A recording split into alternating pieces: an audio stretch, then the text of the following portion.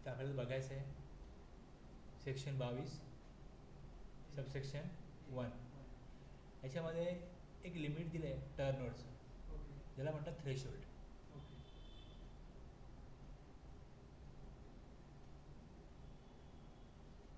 Aggregate turnover. आता त्या वर्षामध्ये इन अ फिनान्शियल इयर, आता आपलं फिनान्शियल इयर कुठलं चालू आहे? 2022-23. आता याच्यामध्ये 1 एप्रिलपासून वर्ष सुरू झालं तर त्या वर्षामध्ये 1 महिना, 2 महिने, 3 महिने, 4 महिने, 5 महिने चालू आहेत. त्यामध्ये कुठल्याही त्या 31 मार्चच्या अगोदर जर 20 लाख किंवा 10 लाख, 4 स्टेटला 10 लाख आहे लिमिट, तर त्याप्रमाणे जर त्या 4 स्टेटमध्ये 10 लाखाच्या वरती टर्नओव्हर गेला एखाद्या पर्सनचा तर त्याला रजिस्ट्रेशन घ्यावं लागेल. बाकी स्टेटमध्ये, काही स्टेटमध्ये 20 लाख आहे, काही स्टेटमध्ये 40 लाख आहे. कळलं? ॲग्रिगेट टर्नओव्हर हा वेगवेगळ्या कारणासाठी काढावा लागतो. आता क्वार्टरली रिटर्न्स काही लोक करतात, काही लोक मंथली करतात. काही पर्सनसाठी रिटर्न जे आहे ते क्वार्टरली करायचं आहे, काही पर्सनला मंथली करायचं आहे.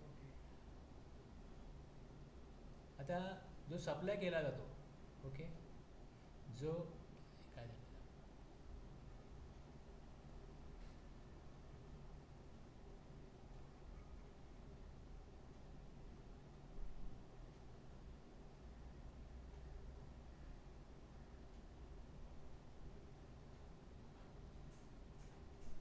सप्लाय केला जातो राज्यामध्ये इंट्रा स्टेट सप्लाय होतो. ओके, याच्यामध्ये परत जर बघाल तर एक टॅक्सेबल सप्लाय होईल आणि दुसरा एक्झाम सप्लाय होईल. टॅक्सेबल सप्लायवरती सरकारला टॅक्स मिळतो. एक्झाम सप्लाय हा करमुक्त गुड सर्व्हिसेस असतात, याच्यावर सरकारला टॅक्स मिळत नाही. दुसरं इंट्रा स्टेट आहे, तसं इंटरस्टेट सप्लाय जेव्हा होतो तेव्हा तो एकतर आउट ऑफ स्टेटच्या बाहेर किंवा युनियन टेरिटरीच्या बाहेर किंवा कंट्रीच्या बाहेर एक्सपोर्ट. प्लस अजून एक त्यामध्ये आहे की स्पेशल इकॉनॉमिक झोन, सेजमध्ये सप्लाय. स्पेशल इकॉनॉमिक झोन असा एक भाग असतो, ते सरकार काय करतं, जे इन्व्हेस्टर्स आहेत, जे भांडवलदार आहेत, त्यांना सांगतं की तुम्ही इथे काय करा, तुम्हाला आम्ही जमीन देतो, जागा देतो, इथे फॅक्टरी बनवा, प्रोडक्शन करा आणि ते एक्सपोर्ट करा. जेव्हा एक्सपोर्ट केलं जातं त्यावेळेस त्यातनं फॉरेन करन्सी मिळते, आणि फॉरेन करन्सी मिळते तेव्हा त्या जेवढी फॉरेन करन्सी एका देशाला मिळते तेवढं त्या देशाची आर्थिक स्थिती चांगली होते. आणि जेवढं आपण इम्पोर्ट करतो तर आपल्या जे आपलं रुपीज आहे त्याचं अवमूल्यन होतं, रुपीजची व्हॅल्यू कमी होते. आणि जर एक्सपोर्ट केलं समजा आपल्याकडे US डॉलर आले तर मग आपली आर्थिक परिस्थिती, आपला जो रुपीज आहे तो मजबूत होतो. तर कुठलीही कंट्री हे बघते की मॅक्झिमम एक्सपोर्ट व्हावा आणि गरज असेल तरच इम्पोर्ट व्हावा, कमीत कमी इम्पोर्ट व्हावा.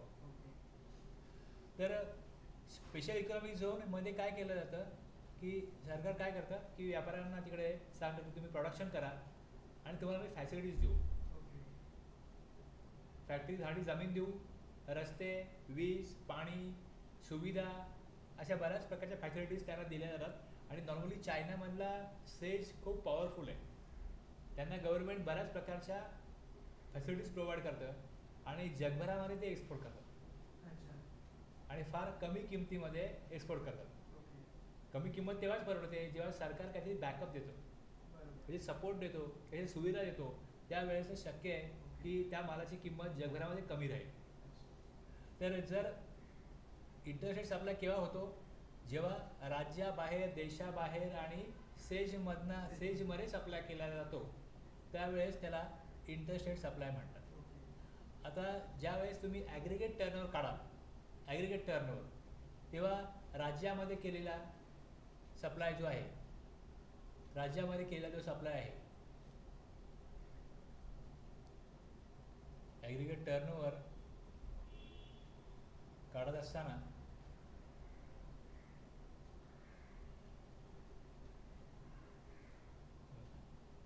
Value of all outward supplies, value of all outward supplies.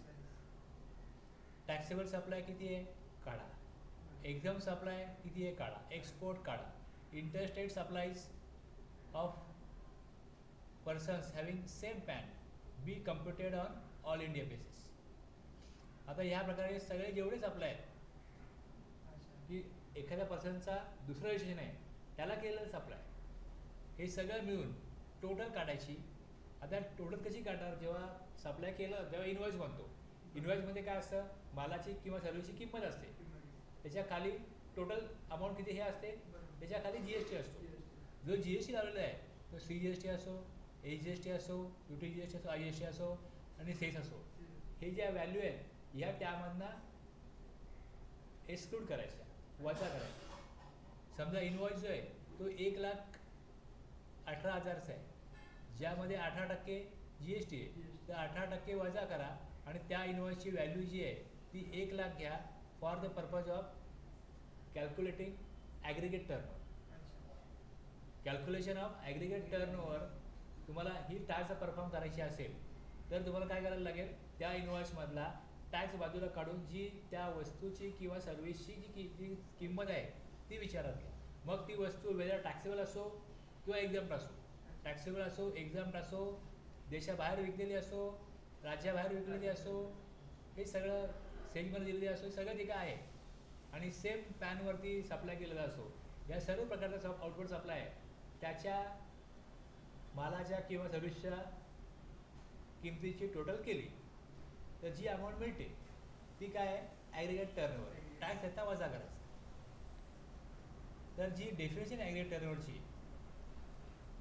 ती आपल्याला दिली आहे. Aggregate turnover means the aggregate value of all taxable supplies excluding the value of inward supplies on which tax is payable by person on the reverse charge basis.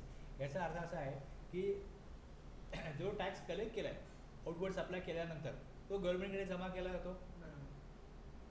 इनवॉइसमध्ये G value आहे टॅक्सची ती काय त्या व्यापाराची व्हॅल्यू नाही, त्यामुळे व्यापाराच्या टर्नमध्ये ती व्हॅल्यू ॲड होणार नाही. तसंच समजा एखाद्या कंपनीने लिगल सर्व्हिस घेतली तर ही इनवर्ड सर्व्हिस आहे, त्याच्यावर पण टॅक्स भरण्याची जबाबदारी ही त्या व्यापाराचीच आहे.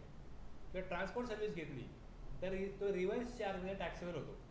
कुठलं, लिगल सर्व्हिस, ट्रान्सपोर्ट सर्व्हिस, मग त्याच्यावर तुम्ही टॅक्स भरता आहात, त्यामुळे त्याची व्हॅल्यू जी आहे ती तुम्ही ॲग्रिगेट टर्नओव्हर काढताना त्या कॅल्क्युलेशनमध्ये ॲड नाही करायची, कारण तो इनवर्ड सप्लाय. आपण फक्त आउटवर्ड सप्लायची व्हॅल्यू आहे ज्याच्यावर टॅक्स भरायचा आहे तेवढीच फक्त ॲग्रिगेट टर्नओव्हरसाठी विचारात घेणार आहोत, कन्सिडर करणार आहोत. त्यामुळे aggregate turnover means the aggregate value of all taxable supplies. पुढे म्हटलं एक्सक्लूड करा the value of inward supply on which tax is payable by person on the reverse charge basis. तुमची जबाबदारी काय आहे, तुम्ही जो टॅक्स कलेक्ट केला आहे आउटवर्ड सप्लाय करून तो गव्हर्नमेंटकडे डिपॉझिट केला पाहिजे, ॲज वेल ॲज तुम्ही जो इनवर्ड सप्लाय घेतला आहे ॲज अ रेसिपियंट टॅक्स देण्याची जबाबदारी तुमची आहे. तरी पण ती जी अमाऊंट आहे तुम्ही गव्हर्नमेंटला देते आहे, भरताय तुम्ही गव्हर्नमेंटकडे, कारण तुमची जबाबदारी आहे. पण ॲग्रिगेट टर्नओव्हरमध्ये इनवर्ड सप्लायची व्हॅल्यू इन्क्लूड होणार नाही, कारण त्यांनी म्हटलं आहे एक्सक्लुडिंग, ती एक्सक्लूड करा. Aggregate value of all taxable supplies. दुसरं exempt supplies, export of goods और services or both, and interstate supplies of persons having the same permanent account number to be computed on all India basis. आता हा जो interstate supply आहे तो कुठल्या राज्यामधनं दुसऱ्या राज्यामध्ये सप्लाय केला आहे, देशामध्ये सप्लाय केला आहे, हे सगळ्या ज्या व्हॅल्यू आहेत या ॲड करा. पण त्यातनं पण काय म्हटलं आहे, पण exclude central tax, state tax, union territory tax, integrated tax, cess. Tax सोडा. टॅक्सची व्हॅल्यू गव्हर्नमेंटची असते. टॅक्सचं कलेक्शन करून तो टॅक्स गव्हर्नमेंटला द्यायचा असतो, त्यामुळे तो टर्नओव्हरचा भाग नसणार आहे त्या पर्सनचा. तेच आपण खाली इकडे दिलं की value of all outward supplies, taxable supplies, exam supplies, export, interstate supplies आणि सेम पॅनला जेवढा सप्लाय झाला आहे तेवढा सगळा हे जे चार प्रकारचे सप्लाय झालेले आहेत of persons having same PAN be computed on all India basis. म्हणजे महाराष्ट्रामधला सप्लाय आहे, काढा टॅक्सवर सप्लाय किती आहे, एक्झाम किती आहे, एक्सपोर्ट किती आहे, रेट किती आहे. आता त्याच नंबरवरती तो जो पॅन नंबर आहे त्याच नंबरवरती गुजरातमधला पण सप्लाय झाला आहे, तिकडे पण एक नंबर आहे, तिथलं पण काढा टॅक्सवर सप्लाय किती, एक्झाम किती, एक्सपोर्ट किती, इंटरस्टेट किती ते पण काढा. आणि आणखी नंबर आहे कुठे आहे, तुमचं गोव्याला आहे, तिथलं पण काढा. हे ऑल इंडिया बेसिसवरती जेवढे नंबर आहेत त्या पॅनवरती, त्या सेम स्टेटमध्ये असो, वेगळ्या स्टेटमध्ये असो, युनियन टेरिटरीमध्ये असो, ह्या सगळ्या नंबरवरून जेवढा outward taxable supply, exam supply, export, interstate supply झाला असेल, या सगळ्याची टोटल करायची. टोटल करायला तुम्हाला काय लागेल, त्याचा इनवॉइस लागेल. टोटल करा, त्या इनवॉइसमधनं जे टॅक्सेस आहेत ते वजा करा, टॅक्सेस सोडून जी व्हॅल्यू आली ती काय आहे, ॲग्रिगेट टर्नओव्हर आहे. क्लिअर झालं. फक्त एक्सक्लुडिंग ते इनवर्ड वाला ना. हां, इनवर्ड म्हणजे टॅक्स तो तुम्ही कलेक्ट नाही केला ना, जो कलेक्ट हा तुम्ही स्वतःच्या पॉकेटमधून भरला.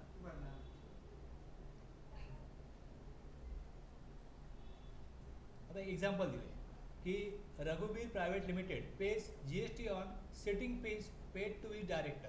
एक कंपनी आहे रघुबीर प्रायव्हेट लिमिटेड, जो डायरेक्टर आहे त्या डायरेक्टरला कुठली मीटिंग वगैरे असते त्याकरता त्याला फीज दिली जाते, त्याच्यावर GST भरण्याची जबाबदारी ही त्या कंपनीची असते. आता जेव्हा त्या रघुबीर प्रायव्हेट लिमिटेडचा जेव्हा ॲग्रिगेट टर्नओव्हर कॅल्क्युलेट होईल तेव्हा ही जी सर्व्हिस आहे याचा टॅक्स रिव्हर्स चार्जमध्ये दिला जातो. ही इनवर्ड सर्व्हिस आहे, डायरेक्टरची सर्व्हिस आहे, त्याकरता काय केलं, पेमेंट केलं रिव्हर्स चार्जमध्ये, त्याचा टॅक्स भरला. तर याच्यावरचा जो टॅक्स दिलेला आहे तो इनवर्ड सर्व्हिसमध्ये येईल, आउटवर्डमध्ये येणार नाही.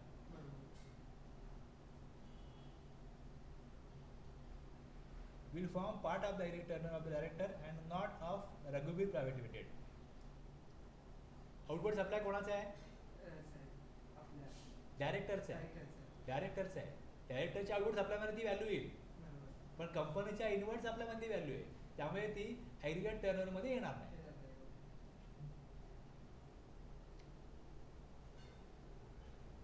गुड्स ट्रान्सपोर्ट एजन्सी सर्व्हिस असेल, लिगल सर्व्हिस असेल, अशा काही सर्व्हिस आहेत ज्यावर रिसिपियंट टॅक्स देईल. The value of such supplies would not form part of the aggregate turnover.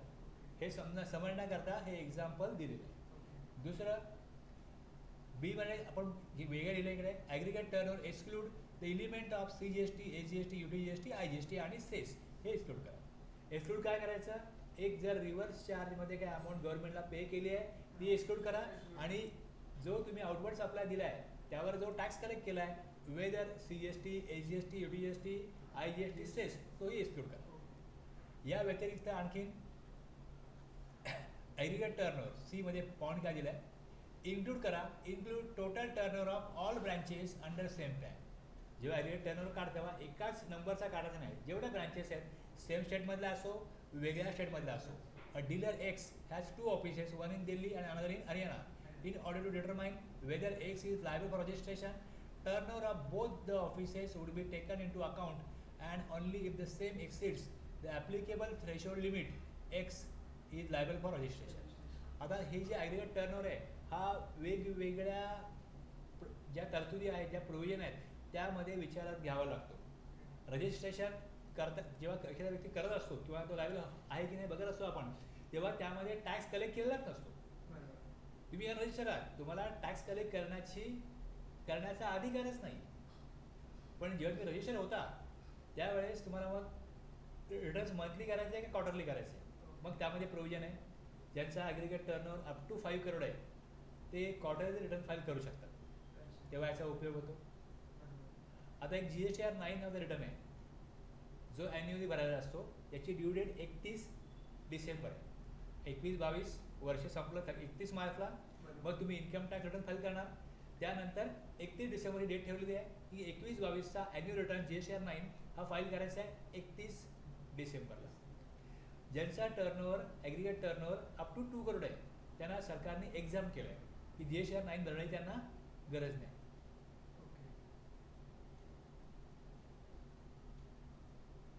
Audit आहे ते कोणाकरता ॲप्लिकेबल आहे ते पण ज्यावेळेस सांगितलं जातं त्यावेळेस त्याच्यावरती पण ॲग्रिगेट टर्नओव्हर किती आहे हे बघितलं जातं. इनवॉइसिंग कोणाला ॲप्लिकेबल होईल त्याच्यावर जे लिमिट सांगितलं आहे की ॲग्रिगेट टर्नओव्हर एखाद्या वर्षामध्ये 17, 18, 18, 19, 19, 20, 20, 21 या कुठल्याही वर्षामध्ये जर 20 करोडच्या पुढे गेला असेल त्या वर्षामध्ये तर त्या पर्सन्सना इनवॉइसिंग करणं गरजेचं आहे. हां, मग अशा वेगवेगळ्या ज्या सेक्शन आहेत, वेगवेगळे रूल आहेत, त्यामध्ये काही तरतुदी आहेत, त्यामध्ये ॲग्रिगेट टर्नओव्हर ज्यावेळेस उल्लेख येईल त्यावेळेस तुम्हाला ॲग्रिगेट टर्नओव्हर हा कॅल्क्युलेट करायचा आहे सेक्शन 2 क्लॉज 6 प्रमाणे. त्यामुळे ॲग्रिगेट टर्नओव्हर काय हे समजून घेणं पहिले गरजेचे आहे, म्हणून आपण ॲग्रिगेट टर्नओव्हर समजून पहिले घेत आहोत. Value of exported goods services, exempted goods services, interstate supplies between distinct person having same PAN to be included in aggregate turnover. आता ह्यामध्ये बघा काय करायला पाहिजे, कसं बघा करायला पाहिजे. एक Madhur oil Punjab is engage in supplying machine oil as well as petrol. आता पेट्रोल जो आहे हा नॉट लिव्हिएबल आहे. आता जेव्हा आपण एकदम सप्लाय बघतो तर जो करमुक्त आहे आणि जो नॉट लिव्हिएबल आहे हे सगळं एक्झाममध्ये इन्क्लूड होतं.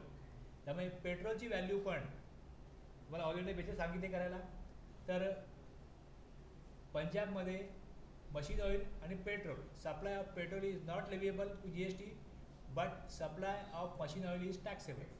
In order to determine whether Madhur oil is liable for registration, turnover of both non-taxable as well as taxable supplies would be taken into account, and if the same exceeds the applicable threshold limit, Madhur oil is liable for registration. आता आपल्याला सांगितलं की एकदम supply घ्या, मग आपण त्यामध्ये non taxable supply पण का घेतो याचं कारण असं आहे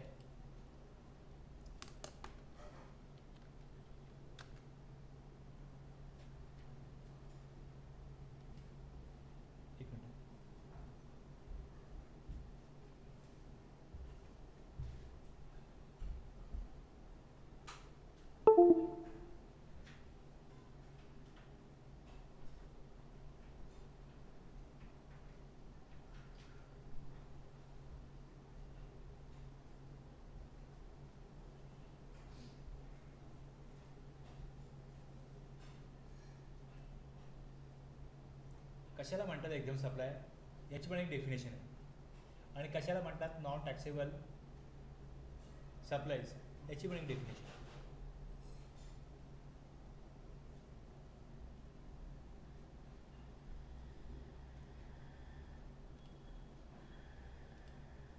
मी सर्च करतो, ॲक्ट काढतो, मला दाखवतो डिफाईन कुठे केलं आहे. ते तुम्ही आता बोलता ना ते 2 करोडचं ॲग्रिगेटचं ते काय आता तुम्ही सांगत ना की 31 डिसेंबर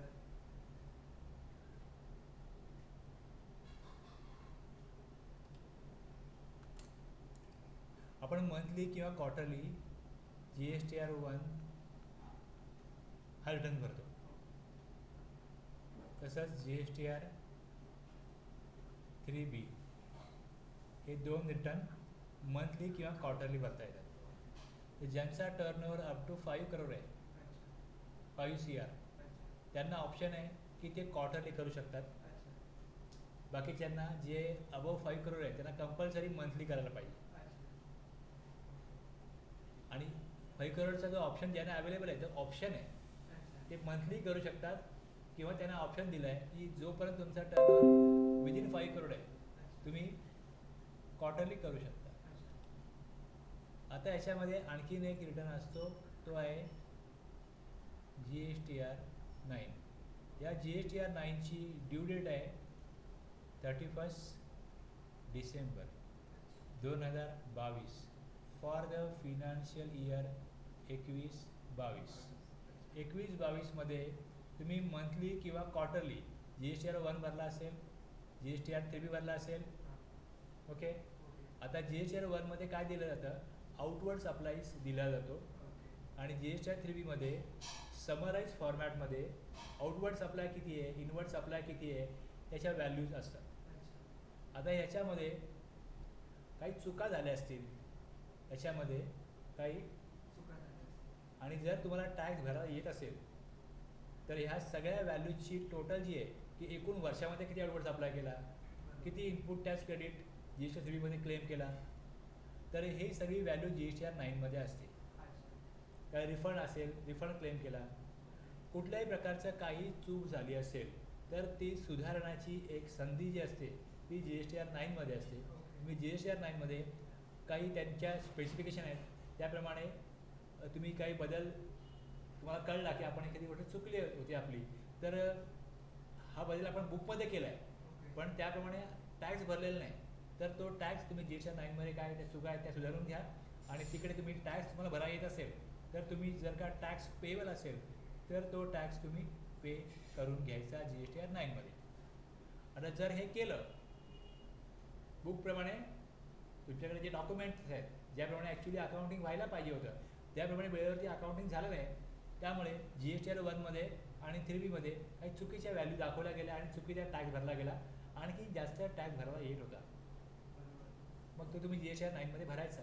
बरोबर. आणि मग गव्हर्नमेंटचे ऑफिसर आहेत ते पुढे जाऊन त्याची जेव्हा स्क्रुटिनी करतील, छाननी करतील, तेव्हा त्यांना काय त्याच्यामध्ये काय असं आढळलं की अरे यांनी टॅक्स चुकीचा भरला आहे, याला टॅक्स जास्त भरायला पाहिजे, त्याला 2-3 वर्ष लागतील.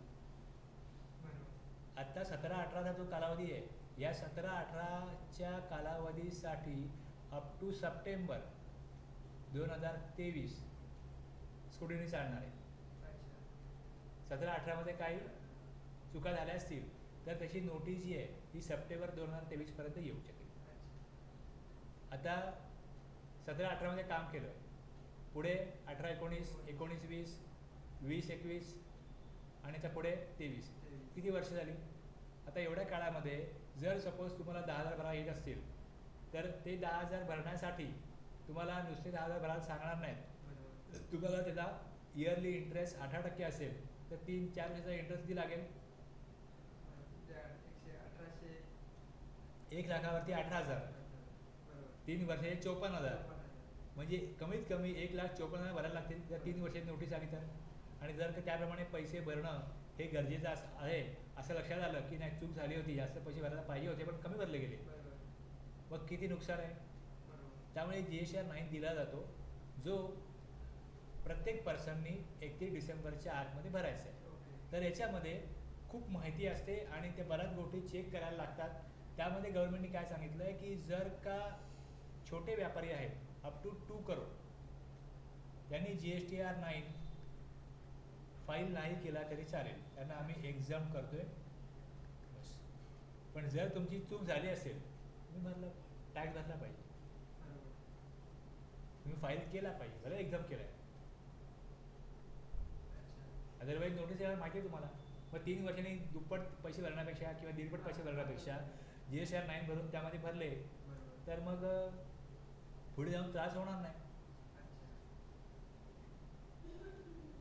आता समजा सर या वर्षाची चूक सुधारली ना माणसाने, ठीक आहे, आणि नेक्स्ट इयरची चूक त्यांनी सुधारली आणि GST 9 भरला तर पहिल्या इयरचं ते त्याला हे येणार ना चार्जेस, म्हणजे जेव्हा स्टुडंट ज्या वेळेस दरवर्षाचे जे काय तुम्ही टॅक्स भरलेले आहेत, दर महिन्याचे भरलेले आहेत, ते ॲक्युरेट भरले गेले पाहिजे. ते ॲक्युरेट तुम्ही भरता की नाही भरता हां. हे बघण्याचं काम कोणाचं आहे, सरकारचं आहे, सरकार. ज्या डिपार्टमेंटचं आहे. मग डिपार्टमेंट तुम्ही तुमचं काम करा, डिपार्टमेंट त्यांचं काम करणार, अच्छा. हे होणारच आहे ना. मग ज्यावेळेस तुम्ही चूक केली, ती चूक लक्षामध्ये आली गव्हर्नमेंटच्या आणि त्यांनी नोटीस पाठवली तर टॅक्स भरावाच लागेल. ओके. त्यामुळे सगळ्यात पहिली गोष्ट की वेळेवरती ज्या गोष्टी आहेत त्या बुकमध्ये रेकॉर्ड झाल्या पाहिजेत, त्या वेळेवरती त्याचा जो काय टॅक्स आहे, असेसमेंट आहे, कॉम्प्लायन्सेस आहे ते प्रॉपरली झाल्या पाहिजेत. आणि नाही झाल्या तयार राहा. मग अच्छा. पुढे ज्या काय गोष्टी घडतील, ज्या काय ॲक्शन सगळ्याकडनं घेतल्या तयार राहा. आपण एक सेक्शन 2 काढला. सेक्शन 2 मध्ये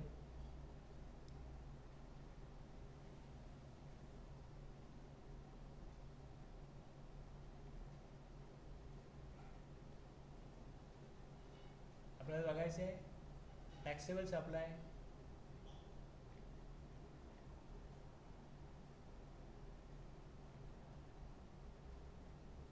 means a supply of goods or services or both which is leviable to tax. Clause 108 काय सांगतो, टॅक्सेबल सप्लाय म्हणजे असा सप्लाय गुड्स किंवा सर्व्हिसेसचा किंवा दोन्हीचा ज्याच्यावरती GST ॲप्लिकेबल होतो, GST यात लागू होतो. आणि याच्या खाली आहे, याच्या खाली नाही,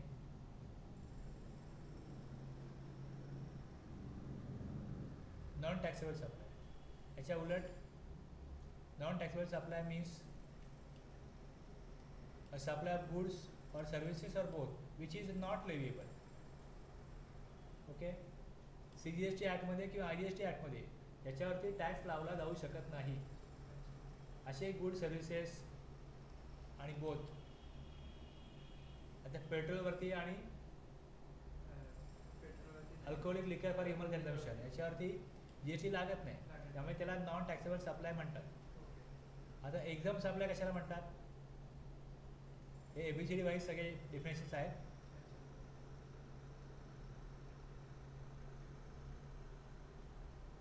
exam supply means supply of any goods और सर्विसेस और both which attract nil rate of tax.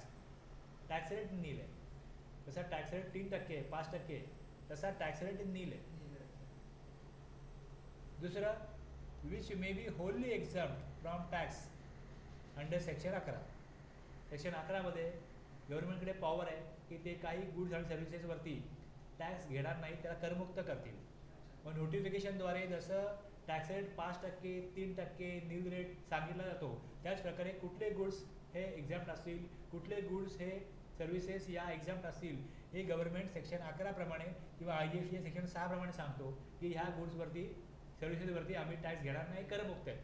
मग जे करमुक्त आहेत सेक्शन 11 प्रमाणे किंवा जे नील रेट आहेत ते एक्झाम सप्लायमध्ये येतात. ओके, त्याचबरोबर includes non taxable supply. Non taxable supply पण एक्झाम सप्लायचाच भाग असते. एक्झाम सप्लायमध्ये काय काय येईल, नील रेट सेक्शन 11 किंवा IGSTच्या ॲक्टप्रमाणे सेक्शन 6 प्रमाणे एक्झाम केलेले गुड सर्व्हिसेस आणि याच्यावर टॅक्स लावला जाऊ शकत नाही, नॉन टॅक्सेबल सप्लाय, हे तिन्ही एक्झाम सप्लायमध्ये येतात.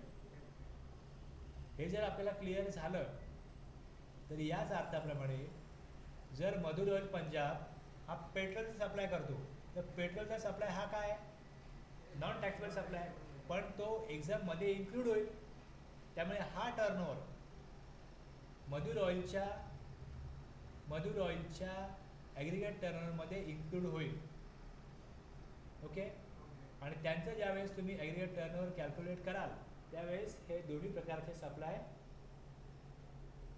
टॅक्सेबल, एक्झाम हे दोन्ही जर का ॲड केले आणि जर ते जे काही ॲग्रिगेट टर्नओव्हरचं लिमिट आहे 10 लाख, 20 लाख, पंजाबला 20 लाख असेल समजा, तर मग ते एक्सेल करतं काय बघायला लागेल. ते 40 लाख आहे, ते 40 लाख एक्सेल करतं काय बघायला लागेल. आता यामध्ये त्याने आणखीन एक सेक्शन 22मध्ये एक एक्सप्लेनेशन आहे.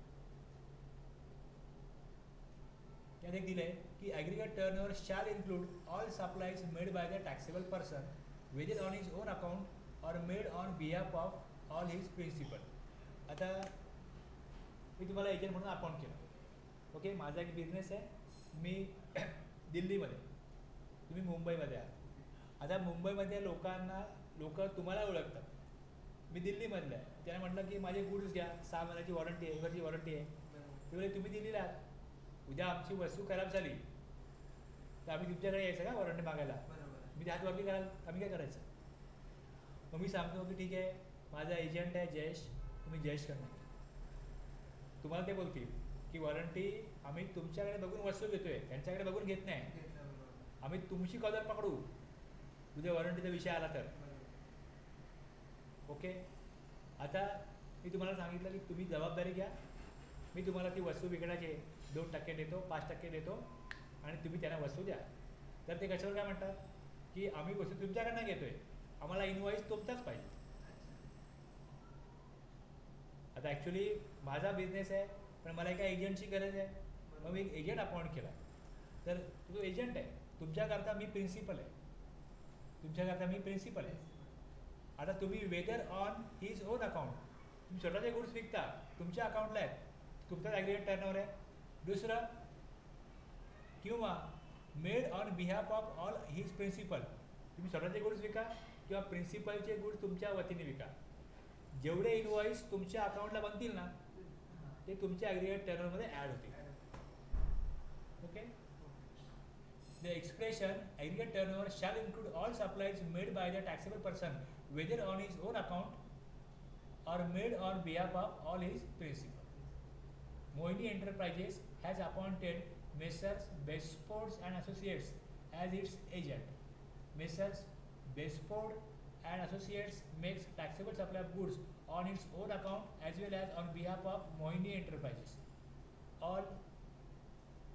All the supplies of goods made by Messrs. Bestford as agent of Mohini Enterprises as well as on its own account will be included in the aggregate turnover of Messrs. Bestford and Associates. आता केव्हा केव्हा काय होतं, हे झालं एक केस. दुसरी केस काय झाली, हा एक जॉब वर्कर आहे. हा एक जॉब वर्कर आहे. आता जॉब वर्कर कोण असतो, आता एखादा चाकू समजा एखाद्याने बनवला, त्याला धार लावायचं काम आहे, हे दुसरा व्यक्ती करतो. त्याचा जॉब काय, फक्त धार लावणं, चाकू तो बनवत नाही. आता आपण वेगवेगळ्या वस्तू बघतो की समजा हा टी व्ही आहे किंवा हा मॉनिटर आहे, त्याच्यावरती खाली नाव छापलं आहे. ओके, ते छापण्याचं काम दुसरा व्यक्ती करत असेल तर त्याला ते जॉबवर दिलं. एखाद्या कुठलाही असा बिस्किटचा पुडा असतो, त्याला ते पॅकिंग जे केलं जातं, कंपनीचा प्रिंटिंग प्रेस नसतो, कंपनी त्या आकारामध्ये ते प्रिंटिंग करून घेते, ते जॉबवर करून ते परत येतं. असे वेगवेगळे जे कामं आहेत. आता समजा एखादी कंपनी आहे, ती कार बनवते, तर कारचा टायर काय ते बनवत नाही, टायर दुसरी कंपनी बनवते, तो टायर बनवून त्यांना देते. असे वेगवेगळे पार्ट्स आहेत, ते दुसऱ्याकडे बनवून पाठवतात, तो ते बनवतो आणि जी मूळ कंपनी असते ती त्याच्यावरती क्वालिटी कंट्रोल करते की आपल्या क्वालिटीप्रमाणे जसं आपल्याला पाहिजे तसं बनलं की नाही बनलं, हे बघणं त्याचं काम असतं. जेव्हा आपण सॅमसंग नाव बघतो तेव्हा सॅमसंगचा जेवढ्या प्रत्येक वस्तू आहेत या दुसऱ्या कोणी बनवलेल्या असतात. आता मी ब्रँडेड कम्प्युटर घेतो, त्याच्या आतमधला CPU कोण बनवतो, इंटेल किंवा AMD. ते काही सॅमसंग बनवत नाही, मदरबोर्ड किंवा CPU जो आहे तो सॅमसंग बनवत नाही. CPU बनवणाऱ्या वेगळ्या कंपन्या आहेत, मदरबोर्ड बनवणाऱ्या वेगळ्या कंपन्या आहेत, हार्ड डिस्क वेगळ्या कंपनीची असते, ती त्यांच्याकडनं ते विकत घेतात आणि ते त्यांच्या एक ठराविक प्रकारे त्याची क्वालिटी मेंटेन झाली पाहिजे त्या CPU त्या कम्प्युटरची, त्या मशीनची, हे बघतात आणि त्याच्यावरती वॉरंटी वगैरे प्रोव्हाइड करतात. त्यांचं काम काय, क्वालिटी कंट्रोल. आपण ती क्वालिटी आहे एखाद्या कंपनीची, त्यामुळे आपण ती ब्रँडेड वस्तू परचेस करत असतो. ओके. आता एक सांगा की जो जॉब वर्कर असतो त्याला सगळं मटेरियल जे आहे त्या वस्तूसाठी हे ज्याची वस्तू असतो तो देतो. हा प्रिन्सिपल आहे, हा या जॉब वर्करला ती वस्तू देतो. की आता हा मॉनिटर आहे, हा दिला आणि त्याला सांगितलं की ह्याच्यावरती प्रिंट कर, हे 1000 मॉनिटर आहेत, हे 1000 मॉनिटर जे आहेत 1000 मॉनिटर, ह्याच्यावरती आमचा लोगो प्रिंट करा. ओके. आणि मग नंतर आमचा डिस्ट्रीब्युटर आहे, हां ह्याच्याकडे पाठवा. प्रिन्सिपलने इथे पाठवले आणि सांगितलं लोगो प्रिंट करा आणि मग आमच्याकडे पाठवू नका, बाहेरकडे पाठवा. ओके. जर मुंबईमध्ये फॅक्टरी आहे, तिकडे प्रिन्सिपलने काय केलं, मॅन्युफॅक्चरिंग केलं आणि मग ते पुण्याला पाठवलं आणि सांगितलं की तुम्ही याच्यावरती हे प्रिंटिंग करा आणि आमचा पुण्यालाच एक बायर आहे त्याला पाठवा. आता हे परत मुंबईला आणून मग पुण्याला पाठवेल, हे अव्यवहार्य होईल ना, हे अव्यवहार्य होईल ना, अनप्रॅक्टिकल होईल ना. हे मग पुण्याला गेलंच आहे ना, मग तेवढं काम झालेलं आहे की आमचे डिस्ट्रीब्युटर पुढे त्याला पाठव. आता ह्या 1000 मॉनिटरला प्रिंटिंग करायची, त्याला पर मॉनिटर 100 रुपये मिळत असतील. ओके. तर त्याला 1,00,000 रुपये मिळाले प्रिंटिंगचे. हा 1,00,000 ह्याच्या टर्नओव्हर आहे ना, पण जो प्रत्येक मॉनिटर आहे त्याची किंमत ही जर 5,000 असेल तर ह्या 1000 इंटू 5000 त्याकडे ज्या वस्तू गेल्या त्याची जी किंमत आहे, हा टर्नओव्हर कोणाचा आहे? हा प्रिन्सिपलचा आहे ना, तो ह्याचा नाही ना. यांनी फक्त आपलं काम केलं, तेवढीच व्हॅल्यू त्याला मिळाली बिझनेसमधनं. त्याचा तो बिझनेस जॉबवर करणं, त्यातून जी व्हॅल्यू मिळाली ती त्याची आहे. आणि गुड्स त्यांनी पुढे सांगितलं की supplies goods directly to buyer after completion of job work on the same. Supply of such goods shall be treated as a supply of goods by the principal, and the value of such goods shall be included in the aggregate turnover of principal. ती प्रिन्सिपलच्या aggregate टर्नोमध्ये त्या गुड्सची value add केलेली आहे. Okay,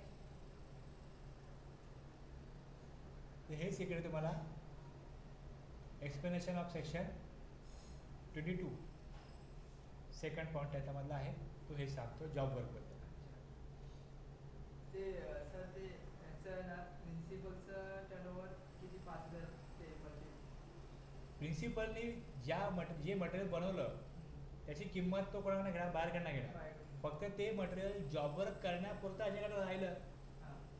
त्यामुळे त्या वस्तू जेवढ्या त्याच्याकडे होत्या त्या ह्याच्याकडेच गेलेल्या आहेत. त्यांनी फक्त आपला जॉब वर्क करून आपले पर मंथ 100 रुपये घेतले. त्यामुळे मग त्यांनी काही काळ त्या वस्तू आपल्याकडे ठेवल्या त्या किमतीच्या, म्हणून त्याच्या टर्नओव्हरमध्ये त्याची व्हॅल्यू ॲड होईल का? हे प्रॅक्टिकल आहे का? नाही आहे.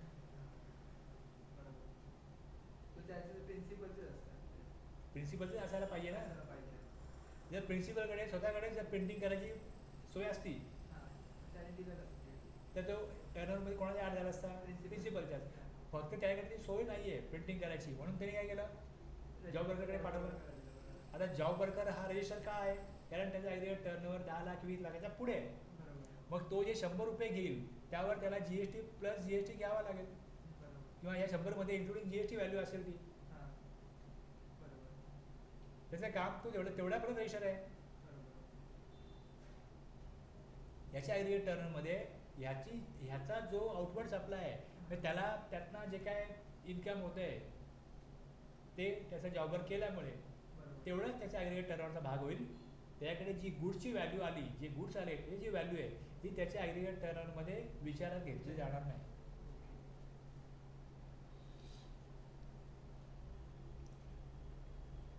आता तुम्ही ते मगाशी पेट्रोलचं बोललात ना, हां, पेट्रोल आणि ते दुसरे एक ऑइल होतं ते, तुम्ही ते बोला की ते ॲग्रिगेट एक्झामचं मशीन ऑइल. हां ॲग्रिगेट टर्नओव्हरमध्ये ते ॲड होणार ना. होणार. मग ते जेव्हा ते ॲग्रिगेट टर्नओव्हरमध्ये ॲड होतं ना, म्हणजे समजा दोन्ही ऑइलचं, मग त्याच्यावरती पण GST पे करायला लागतं. आपण काय करतोय आता?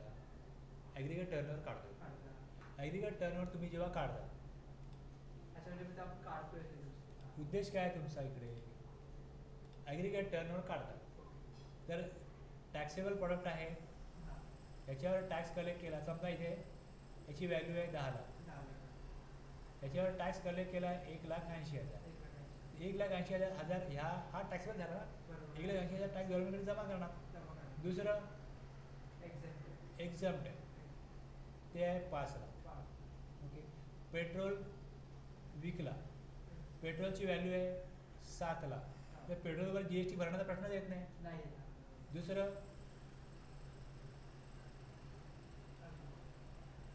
अल्कोहोल ह्युमन कन्झम्पशन, ओके, हा विकला 5 लाख.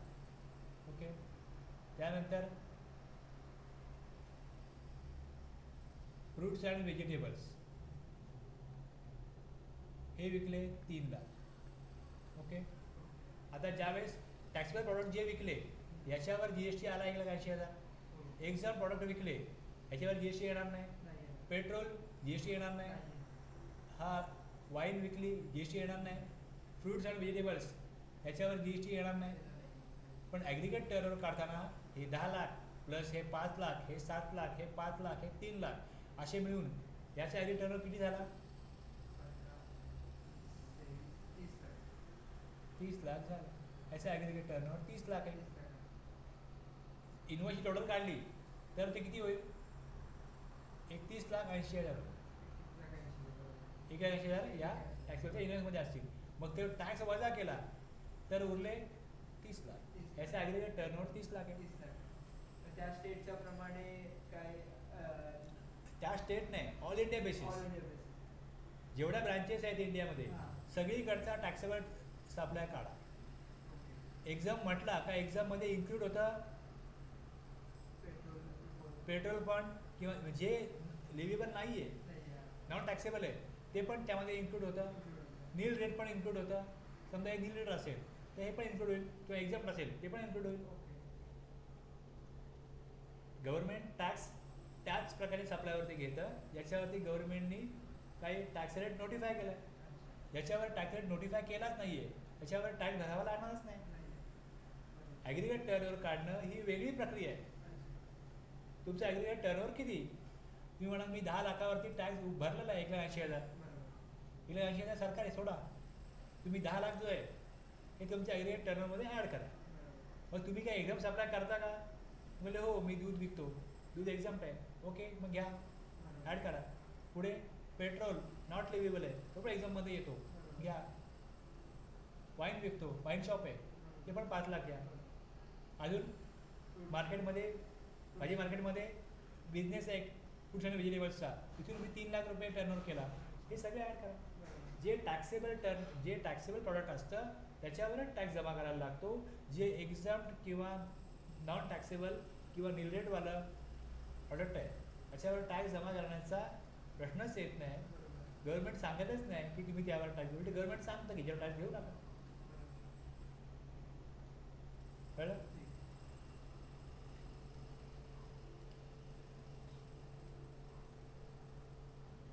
आता आपण जे बघतोय ते हे बघतोय सेक्शन 22 सबसेक्शन 1. यात जे वर्डिंग दिलं आहे यामध्ये अजून एक प्रोव्हिजो होता, दुसरा एक प्रोव्हिजो आहे, तिसरा एक प्रोव्हिजो आहे, प्लस एक्सप्लेनेशन आहे. एवढा मोठा सबसेक्शन आहे.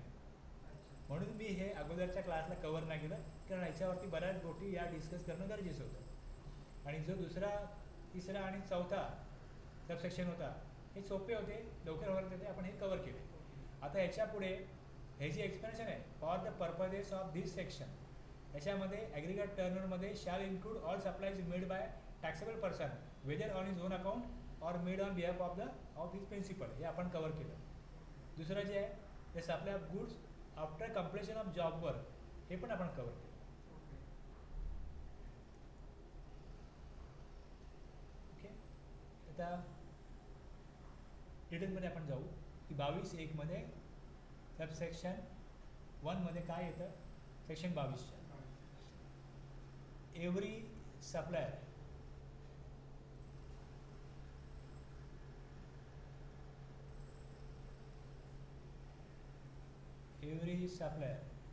shall be liable to be registered under CGST Act in this Act or CGST Act in the state or union territory.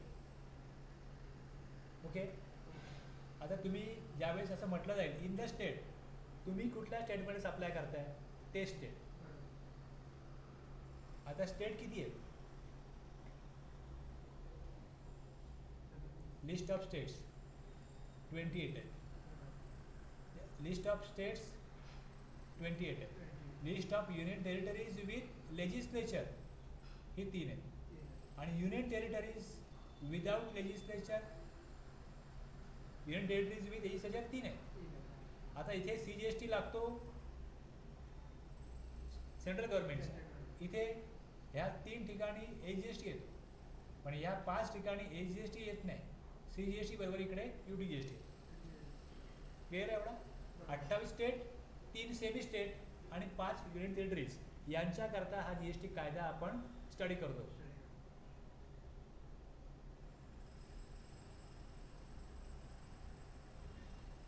आता जर तुम्ही टॅक्सेबल सप्लाय करताय का एक्झाम सप्लाय करताय हे तुम्हाला बघायचं. आता एखाद्या स्टेटमध्ये एखादा person from where he makes a taxable supply of goods और सर्विसेस और both if his aggregate turnover in a financial year exceed 20 lakh. 20 लाखाहून जास्त जर ॲग्रिगेट टर्नओव्हर झाला तर त्याला त्या स्टेटमध्ये जर तो टॅक्सेबल सप्लाय करत असेल, महत्त्वाचं काय टॅक्सेबल सप्लाय करतोय का, जर टॅक्सेबल सप्लाय करत असेल तरच त्याला रजिस्ट्रेशन घेणं गरजेचं होईल. टॅक्सेबल सप्लाय करत नसेल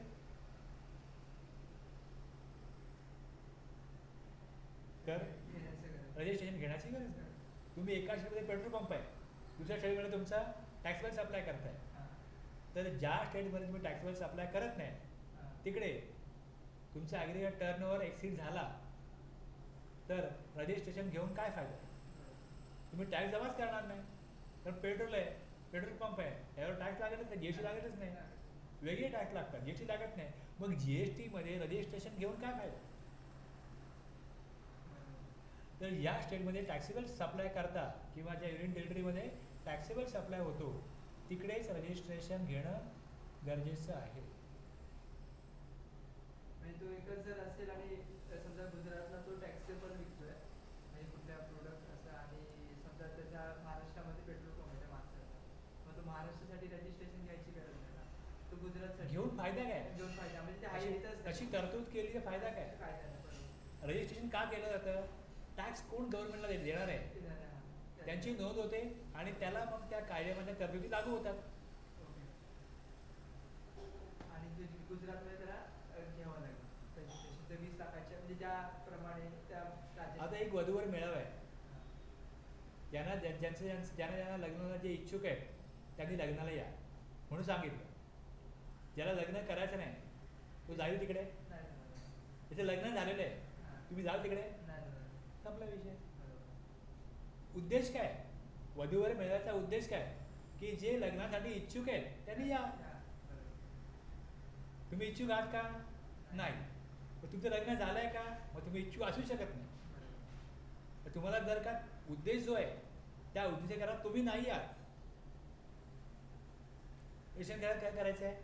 गव्हर्नमेंटला टॅक्स देण्यासाठी. बरोबर. तुम्ही टॅक्सेबल सप्लायच करत नाही बरोबर. की तुम्ही असा सप्लाय करता ज्यावर टॅक्स लागू शकत नाही. तुम्ही एकदम सप्लाय करता, नील रेट सप्लाय करता. रजिस्ट्रेशन घेऊन तुमचा उद्देशच तो सप्लाय गव्हर्नमेंटचा होणार नाही. बरोबर. ज्या उद्देशाने रजिस्ट्रेशन आहे, ज्या उद्देशाने वधूवर मेळावा आहे, त्याला तुम्ही इलिजिबल नाही आहात, पात्र नाही आहात. बरोबर. लक्षात घ्या कशासाठी काय करतो. काहीतरी उद्देश आहे त्याकरता तरतूद आहे ना. बरोबर. तो उद्देश त्यातून सफल होणार नसेल तर मग त्या तरतुदी त्याच्यावर लागू करून अननेसेसरी जुलूम जबरदस्ती केल्यासारखी होईल. बरोबर. आता इथे काय म्हटलंय की 20 लाख रुपये हे लिमिट आहे, पण मध्ये असं होतं other than special category states. Other than special category states म्हणजे 20 लाखाचं जे लिमिट आहे ते अदर दॅन स्पेशल कॅटेगरी स्टेटसाठी आहे. एखादा पर्सन जर अदर दॅन स्पेशल कॅटेगरी स्टेटमध्ये असेल आणि जर तो त्या स्टेटमध्ये किंवा युनियन टेरिटरीमध्ये टॅक्सेबल सप्लाय करतो आणि त्याचं ॲग्रिगेट टर्नओव्हर त्या फिनान्शियल इयरमध्ये एक्सेड करतं 20 लाख ही अमाऊंट, जर तो क्रॉस करतो, एक्सेड करतो, तर त्याला GST मध्ये रजिस्ट्रेशन घ्यावं लागेल. मग other than special category states म्हणजे कोणालाही तरतूद ॲप्लिकेबल नाही आहे. समजून घ्या. As per Constitution of India, as per Constitution of India, following 11 states had special category status. Arunachal प्रदेश,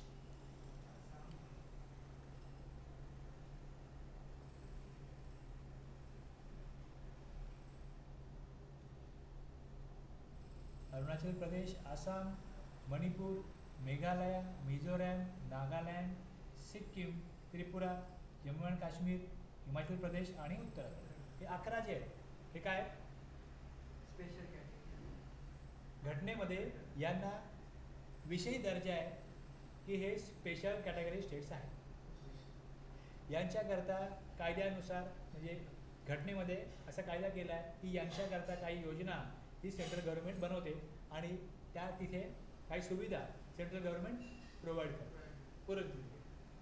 आता GST मध्ये या 11 स्पेशल कॅटेगरी स्टेटसाठी काय केले, आपण जे वरती वाचलं एक्सप्लेनेशन त्यात आपण 2 कव्हर केली. त्यात तिसरं जे आहे ते हे सांगतं की द एक्सप्रेशन जेव्हा हा शब्द येईल special category states shall shall mean the states as specified in Article 279A(4)(g) of the Constitution. 11 आहेत तिकडे, हे 11 आहे. जर तुम्ही ते आर्टिकल काढाल 279A(4)(g) काढाल, वर तेच दिले बघा, हे वरती आपण जेव्हा हे बघतो, the expression special category shall mean the states as specified in subclause G clause 4 article 279A subclause G 4G article 279 clause 4 subclause G of the Constitution except special category स्टेट्समधनं कुठली स्टेट वगळायची हे त्यांनी दिलं, आणि ती वगळल्यानंतर तुमच्याकडे स्टेट उरतात 4, एक मिझोराम, त्रिपुरा, मणिपूर आणि नागालँड. त्यांनी सांगितलं जम्मू काश्मीर घेऊ नका, स्टेट्स ऑफ अरुणाचल प्रदेश घेऊ नका, आसाम घेऊ नका, हिमाचल प्रदेश घेऊ नका, मेघालय, सिक्कीम आणि उत्तराखंड ही 7 आहेत. 11 मधनं 7 गेली, ते उरली 4.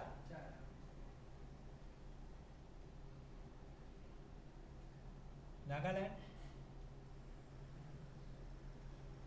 मणिपूर, मिझोराम, त्रिपुरा, NMMT. लक्षात ठेवा, NMMT स्पेशल कॅटेगरी स्टेट्स आहेत. NMMT काय? स्पेशल कॅटेगरी स्टेट्स आहेत. लक्षात ठेवायला सोपं आहे ना आपल्याला, आपला हा शब्द एकदम आपल्या ओळखीचा आहे. NMMT. Nagaland, Manipur, Mizoram, Tripura, NMMT. NMMT state यांना लिमिट 20 लाख नाही, यांना लिमिट आहे 10 लाख.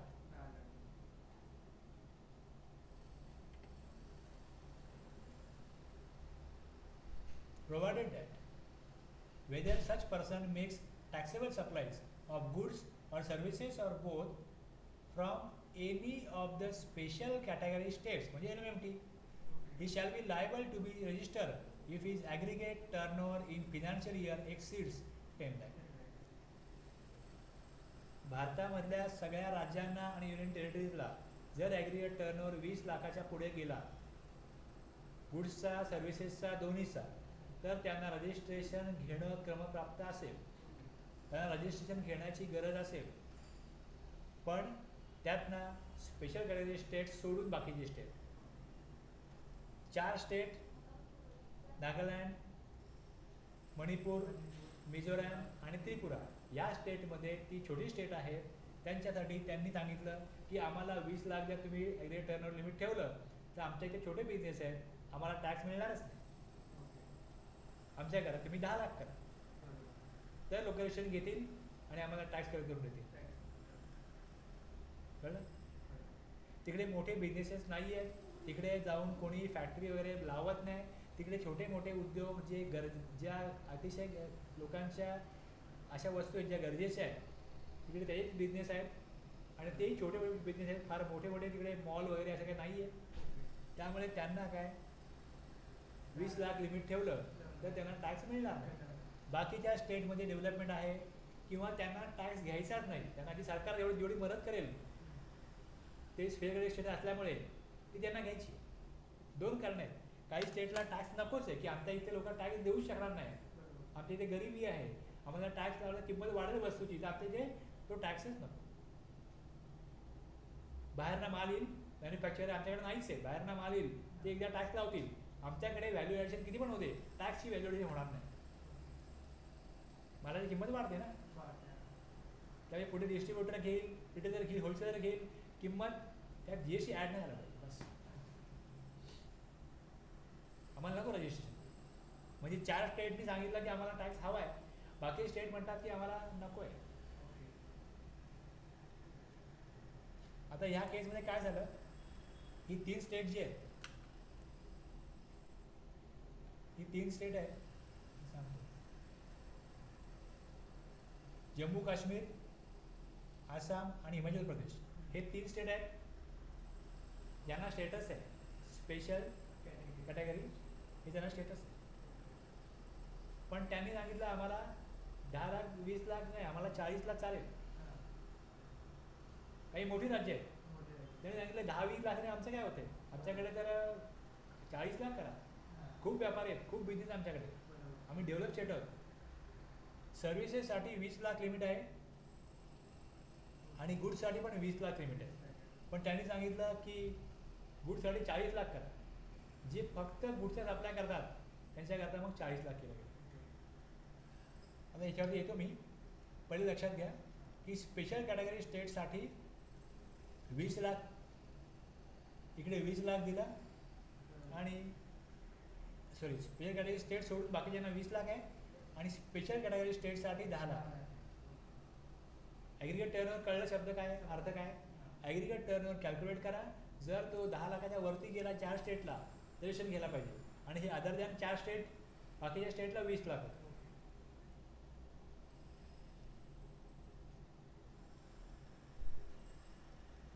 आता काही स्टेटने सांगितलं की गुड्ससाठी 40 लाख करा. ओके, गुड्ससाठी 40 लाख करा. आता जे लिमिट 20 लाख आहे ते 40 लाख गव्हर्नमेंटने कसं केलं, तर गव्हर्नमेंटकडे पॉवर आहे सेक्शन 23मध्ये. गव्हर्नमेंटकडे पॉवर आहे सेक्शन 23मध्ये. त्याचं नोटिफिकेशन बघा खाली दाखवा तुम्ही की सेक्शन 23मध्ये सबसेक्शन 2मध्ये गव्हर्नमेंटकडे पॉवर आहे, ते काही एक्झाम करू शकतात. यात त्यांनी काय केलं, hereby specifies the following category of persons as the category of persons exempt from obtaining registration. Registration घेण्याची कोणाला गरज नाही, त्या पर्सन्सना एक्झाम्शन देण्याची गव्हर्नमेंटकडे पॉवर आहे सबसेक्शन 2मध्ये सेक्शन 23मध्ये. त्यांनी नोटिफिकेशन काढलं की काही अटी शर्ती आहेत, त्या अटी शर्तीप्रमाणे ए बी, इकडे ॲक्च्युली सी पाहिजे, तर इथे 3 आलं आहे, 3, 4, हे 4 जे आहेत, हे 4 पॉईंट जे आहेत, ह्या 4 पॉईंटप्रमाणे त्यांनी दिलेलं आहे एक्झाम्शन. तर वर मी दिलेलं आहे व्यवस्थित, बघा कसं आहे की लिमिट जे आहे त्या अटी शर्तीचे जे पालन करत असतील त्यांना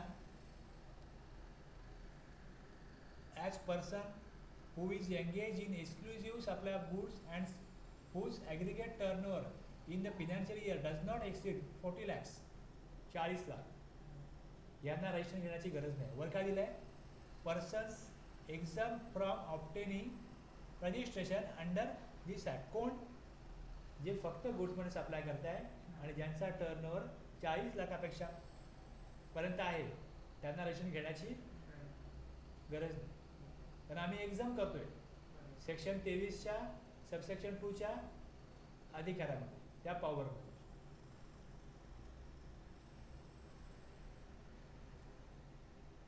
आता हे जे एक्झाम्शन आहे हे ॲप्लिकेबल कोणाला होणार नाही हे त्यांनी खाली दिलं. कोणाला होणार नाही ते खाली दिलं. Okay, persons required to take compulsory registration under section 24. Persons required to take, आता सेक्शन 24मध्ये दिलेलं आहे की तुम्ही राज्याबाहेर सप्लाय केला रजिस्ट्रेशन घ्यायला लागेल, तर त्याच्यावरती काय आम्ही प्रभाव टाकत नाही, ते तसंच चालू राहील. ज्या व्यक्तीला रजिस्ट्रेशन स्वइच्छेने घ्यायचं आहे, ज्या व्यक्तीला रजिस्ट्रेशन स्वइच्छेने घ्यायचं आहे, persons exercise option of voluntary registration of such registered person who intend to continue with their registration under this act. त्यालाही आम्ही सांगत नाही की 40 लाख होईल तेव्हाच घ्या, तुझी इच्छा आहे तू घे. आणि सेक्शन 24ची प्रोव्हिजन जशी लागू आहे आत्ता ती यापुढे पण लागू राहील. असे पर्सन जे फक्त गुड्समध्ये सप्लाय करतात आणि ज्यांचा aggregate turnover up to 40 lakh आहे त्यांना रजिस्ट्रेशन घेण्याची गरज नाही. पण सेक्शन 24ची प्रोव्हिजन जी आहे त्याला कुठल्याही प्रकारे हे नोटिफिकेशन अफेक्ट करत नाही. दुसरं, ज्यांना रजिस्ट्रेशन स्वइच्छेने घ्यायचं आहे ते घेऊ शकतात, त्यांनाही आम्ही कुठल्याही प्रकारचा अडथळा आणत नाही. या व्यतिरिक्त काही स्टेटनी सांगितलं हे 40 लाख आम्हाला नको, त्या स्टेटसाठी 40 लाखाचं लिमिट आम्ही देत नाही. ती स्टेट सोडून द्या. कुठली स्टेट? अरुणाचल प्रदेश, मणिपूर, मेघालय, मिझोराम, नागालँड हे NMMT होते. त्यांनी सांगितलं आम्हाला 10 लाखच ओके, आम्हाला नको 40 लाख. आम्ही 20 पण नाही घेतले, 40 कुठं नाही घेऊ. त्याचबरोबर पुडुचेरी, सिक्कीम, तेलंगणा, त्रिपुरा, उत्तराखंड यांनी पण सांगितलं आमचं 20 लाख आहे ना, 20 लाखात राहू दे, 40 लाख आम्हाला नको, आम्हाला नाही परवडणार. त्यामुळे हे नोटिफिकेशन ते स्टेट वगळतं, बाकी स्टेटला कव्हर करतं. ओके 40 लाख त्या स्टेटच्या व्यापाऱ्यांना मिळेल जे या सीमध्ये कव्हर होत नाही, LMFD कव्हर होत नाही, आणि आणखी त्यामध्ये 6 स्टेट कव्हर होत नाही. ओके,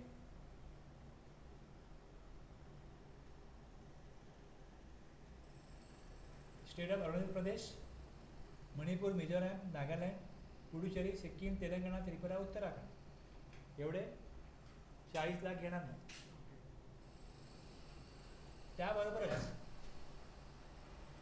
त्याबरोबरच ice cream and other edible ice whether or not containing cocoa यांना 20 लाखाचं लिमिट आहे, 20 लाखाचंच राहील. 10 लाखाचं आहे, 10 लाखाचंच राहील, त्यांना 40 लाख मिळणार नाही. पान मसाला, टोबॅको, गुटखा वगैरे जे आहे, मॅन्युफॅक्चर टोबॅको सबस्टिट्यूट. ओके, तंबाखू सोडतात जे लोक, गुटखा खायला लागतात, गुटखा सोडलं तंबाखू खायला लागतात. हे जे पदार्थ आहेत यांना लिमिट जे आहे तसंच 10 लाख 20 लाख, 40 लाख त्यांना नाही. आता हे नोटिफिकेशन गव्हर्नमेंटने काढलं 7 मार्च 2019ला, आणि त्याचा नंबर होता नोटिफिकेशन नंबर 10/2019. कशा करता होतं, exemption from registration to person with annual turnover of goods up to rupees, जे लिमिट आहे 10 लाख किंवा 20 लाख, त्याच्या पुढे जाऊन काही स्टेटसाठी ते 40 लॅक्स करण्यासाठी त्यांनी एक्झम्पशन दिलं की काही कॅटेगरी ऑफ पर्सनना आम्ही GST रिझर्वेशन घेण्यासाठी सांगतोय, नॉट गरज नाही. आता हे नोटिफिकेशन हे असं आहे. त्यानंतर आणि हे ॲप्लिकेबल झालं 1 एप्रिल 2019 पासून. 31 मार्च 2019 पर्यंत 40 लाखाचं लिमिट नव्हतं. 4 स्टेटला 10 लाख होतं, बाकी स्टेटला 20 लाख. 1 एप्रिल 2019 पासून आजपर्यंत हे चालू आहे. पण 31 मार्च 2022ला गव्हर्नमेंटनी एक नोटिफिकेशन काढलं 3/2020. याच्यामध्ये हे HSN कोड दिले. यांना पण त्यांनी काय केलं, वरती जे 3 वरती नंबर होते ना, 1 2 3 4, यामध्ये त्यांनी हे आणखीन 4 ॲड केले की यांना पण 40 लाखाचं जे बेनिफिट आहे ते मिळणार नाही.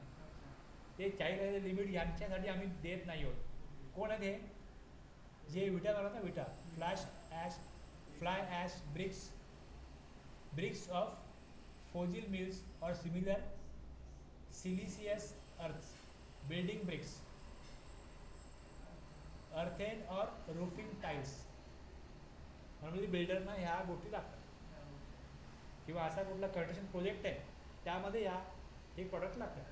ते हे प्रॉडक्ट जे कोण मॅन्युफॅक्चर करत असतील किंवा ट्रेडिंग करत असतील तर त्यांना रजिस्ट्रेशन घ्यावं लागेल. त्यांचं aggregate turnover 10 lakh 20 lakh exceed करेल तेव्हा 40 लाखाचं लिमिट जे आहे ते ह्यांच्यासाठी ॲप्लिकेबल नाही.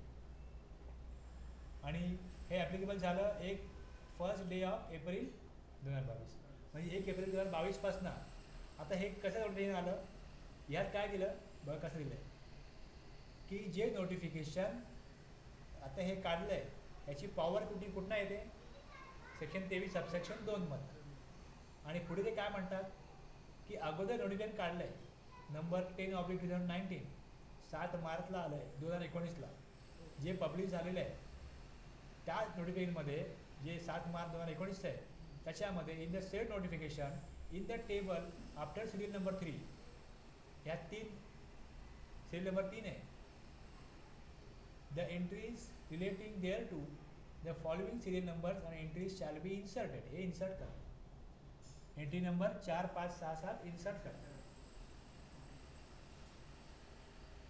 ओके,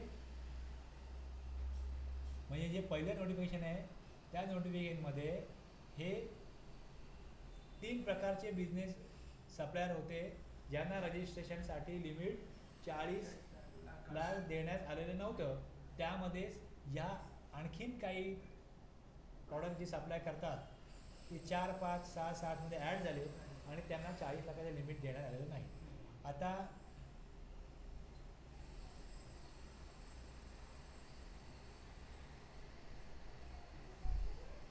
ते फर्स्टवालं काय होतं ते खाली आलं ठीक आहे. ते हे ना fly ash bricks aggregate with 90%. आता ॲक्च्युली काय झालं आहे, हे जे आहे ना, आता परवा एक नोटिफिकेशन आलं, हां त्यात त्यांनी हे पण काढून टाकलं. अच्छा ह्यात त्यांनी हे पण काढून टाकलं आहे आणि ह्याला पण त्यांनी वेगळ्या वर्डिंगने रिप्लेस केलं. अच्छा दाखवते पण दाखवते.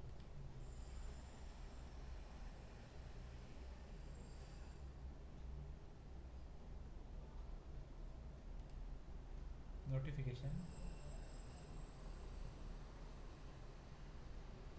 आता हे कुठलं होतं आपलं 10/2/29 ना. ओके. हे बघ. नंबर 4ला जे ॲड झालं होतं, नंबर 4 कॉलम नंबर 3मध्ये फ्लाय ॲश ब्रिक्स, तिकडे फ्लाय ॲश ब्रिक्सल्या, फ्लाय ॲश ॲग्रिगेट्सल्या, fly ash ब्लॉक्सल्या.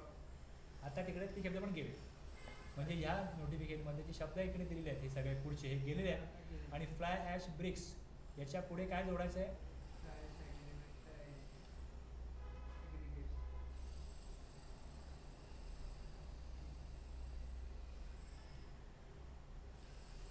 Fly ash blocks. आता ब्रिक्स, ॲग्रिगेट्स, ब्लॉक्स ह्या विटा आहेत, विटांचे प्रकार आहेत. मग त्या प्रकारामध्ये त्यांनी इथे काय सांगितलं होतं की त्यामध्ये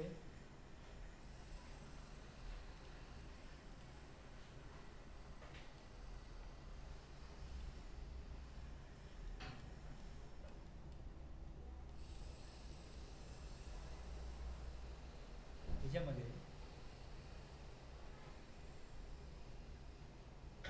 और फ्लाय ॲश ॲग्रिगेट विथ 90% असं म्हटलं होतं. आता काय केलं ते फ्लाय ॲश ॲग्रिगेट हेच ठेवलं आणि पुढे फ्लाय ॲश ब्लॉक्स वेगळं ठेवलं. Or more fly ash content हे काय नको. आता ॲश म्हणजे राख असते, राख. और फ्लाय ॲश ॲग्रिगेट जो प्रकार आहे त्याचा विटांचा त्यात 90% फ्लाय ॲश ॲग्रिगेट विथ 90%. तर हे जे सगळं जे आहे ना, तुम्ही जर सर्च करा गुगलला जाऊन तुम्हाला डिटेलमध्ये माहिती मिळेल त्याची. पण मी एवढं सांगेन हे विटांचे प्रकार आहेत.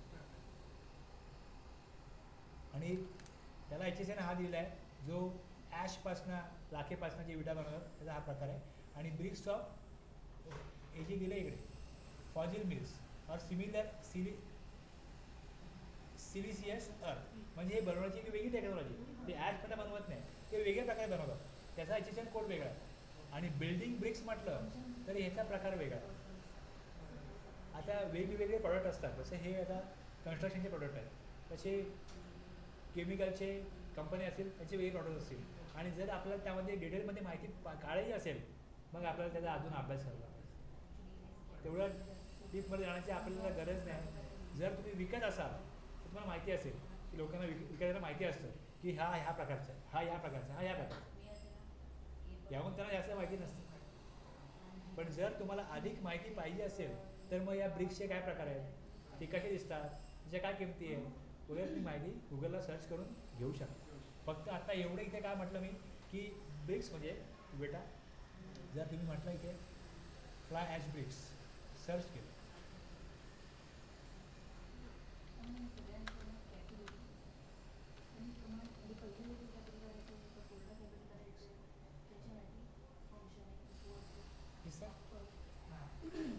Is a building material specifically हे सगळं दिलेलं आहे. Masonry units containing class C और class F fly ash and water compress at, म्हणजे कशा प्रकारे ते बनवलं जातं त्या प्रोसेसमधून ज्या विटा बनतात त्याला म्हणतात फ्लाय ॲश ब्रिक्स. त्यात कंटेंट काय असतील, ते बनवण्याची प्रोसेस काय असेल, त्यानुसार त्या ब्रिक्स कुठल्या प्रकारच्या आहेत हे ठरतं.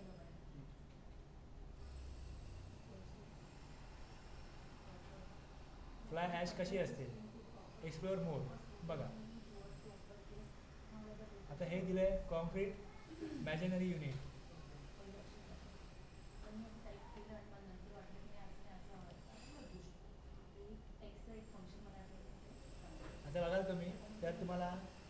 हे जे 3-4 स्टेट आहेत NMMT,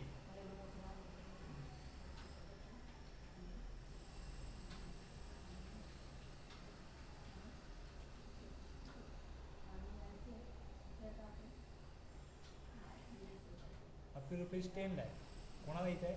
मणिपूर, मिझोरम, नागालँड, त्रिपुरा, NMMTला 4, अप टू ₹20 lakh. आता 20 lakhमध्ये जर तुम्ही बघाल तर इथे खाली काढलेले तुम्ही याला घ्याल,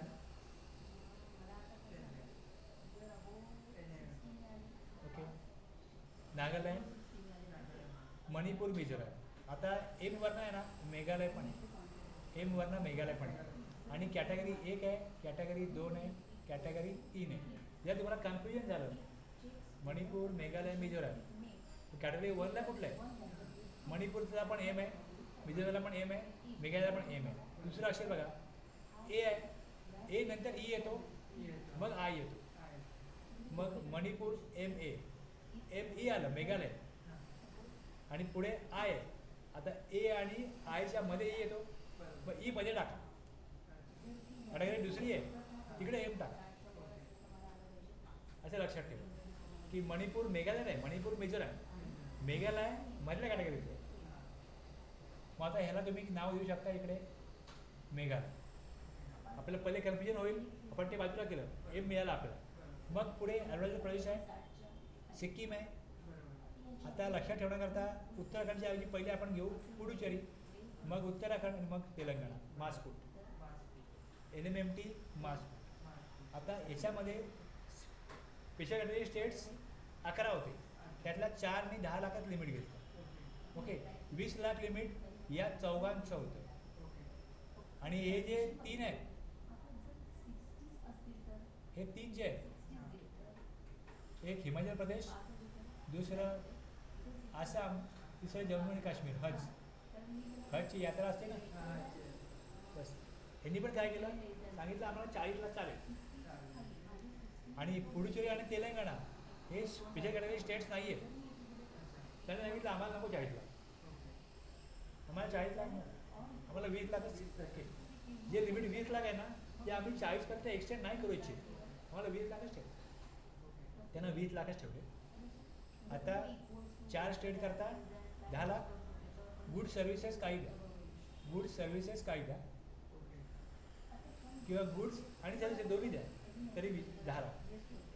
या 6 स्टेटसाठी गुड्स द्या, सर्व्हिसेस द्या, दोन्ही द्या, बोथ. आणि इथे काय, state with threshold limit ₹20 lakh for services. Services करता 20 लाख, आणि फक्त गुड्स सप्लाय करत असतील तर 40 लाख. गुड सर्व्हिसेस दोन्ही सप्लाय करत असतील तर किती होईल? 20 लाख. एक्सक्लुझिव्ह गुड्स आहे 40 लाख. तुम्ही इलेक्ट्रॉनिक ॲटम विकता पण आणि रिपेअर पण करता तर तुम्हाला 20 लाख.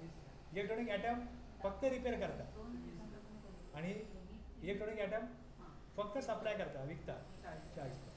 क्लिअर आहे?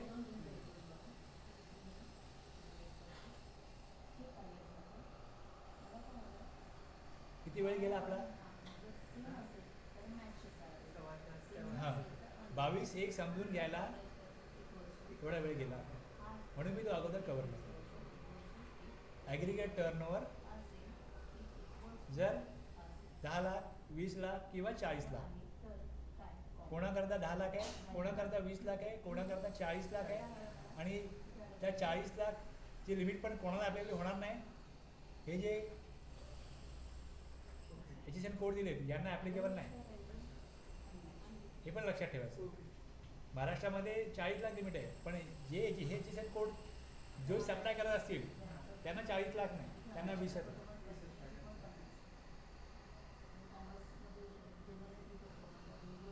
इथे आपला सेक्शन 22 संपला.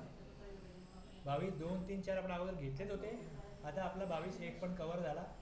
आपला 23 पहिले झालेला आहे. आता आपण जाणार आहोत पुढे सेक्शन 24. ओके, सेक्शन 24 मध्ये या 12 केस आहेत, 12 केस. ओके, थोडं मी 2 मिनटं थांबू. हां चालेल. ठीक आहे, कंटिन्यू करूया आपण आता. हां चालेल. आता आपल्याला सेक्शन 24 बघायचं आहे, ओके. ज्यामध्ये पहिलेच कसं दिलं आहे बघा, काय सांगितलं बघा, की notwithstanding anything contain in subsection. आत्ता आपण जो लास्ट सेक्शन बघितला तो काय बघितला, सबसेक्शन 1 बघितला सेक्शन 22 मध्ये, की ज्यामध्ये ॲग्रिगेट टर्नओव्हर दिलं आहे, एक थ्रेशोल्ड लिमिट दिलं आहे, की जर ते एक्सीड झालं त्या फिनान्शियल इयरमध्ये आणि जर एखादा पर्सन टॅक्सेबल सप्लाय करत असेल तर त्याला त्या राज्यामध्ये किंवा त्या युनियन टेरिटरीजमध्ये रजिस्ट्रेशन घ्यावं लागेल. पण 22(1) जो आहे, काही त्या सांगितलं असेल तर त्याला हे सेक्शन मानत नाही, हे त्याला मानत नाही. Okay,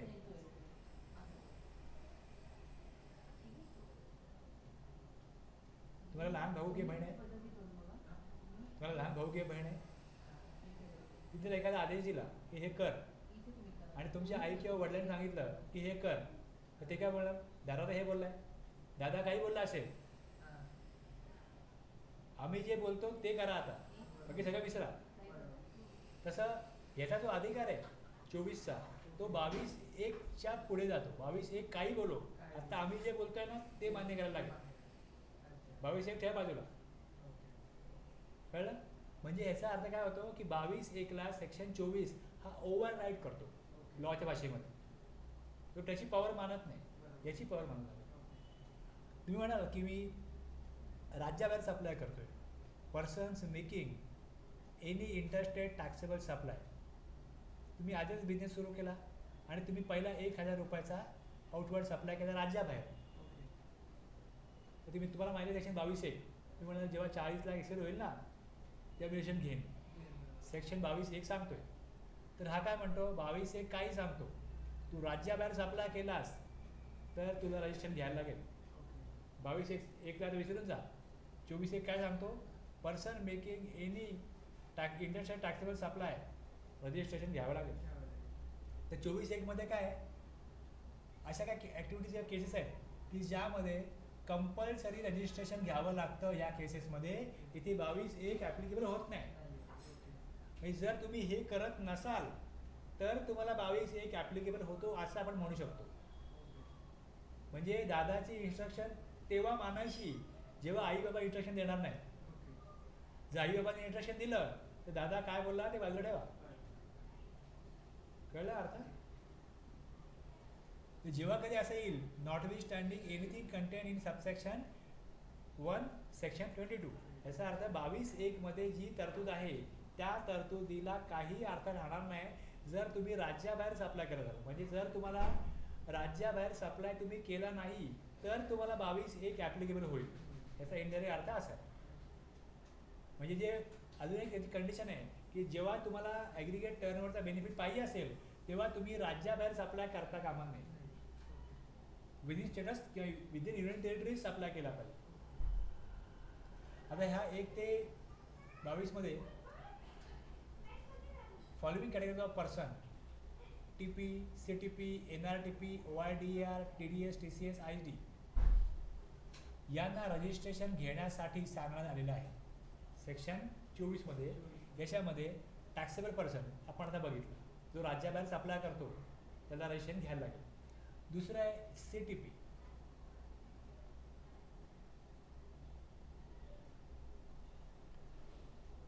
casual taxable person. Casual taxable. आता पूर्वी कसं होतं, जीएसटीच्या अगोदर सर्व्हिस टॅक्स एकच नंबर काढा, देशभरात कुठेही तुम्ही सर्व्हिस द्या, टॅक्स फेडरल गव्हर्नमेंटकडे जमा करा. आता कसं झालं की रजिस्ट्रेशन हे स्टेट वाईज आहे. रजिस्ट्रेशन हे स्टेट वाईज आहे. तुम्ही महाराष्ट्रामध्ये काम करताय, ओके, तुम्हाला महाराष्ट्रामध्ये रजिस्ट्रेशन घ्यावं लागेल, ओके. पण जर तुम्हाला गोव्यामध्ये एखादं कॉन्ट्रॅक्ट मिळालं जे तुमचं 50 दिवस चालणार आहे, ओके, तर गोवामध्ये तुमचं कुठलंही फिक्स प्लेस ऑफ बिझनेस नाही, ते कॉन्ट्रॅक्ट पूर्ण झालं का तुम्ही परत गोव्यामध्ये पुढचं कॉन्ट्रॅक्ट मिळेल तर जा, अदरवाईज जाणार नाही. मग आता गोव्यामध्ये रजिस्ट्रेशन जर घेतलं तरच गोवा गव्हर्नमेंटला टॅक्स मिळेल.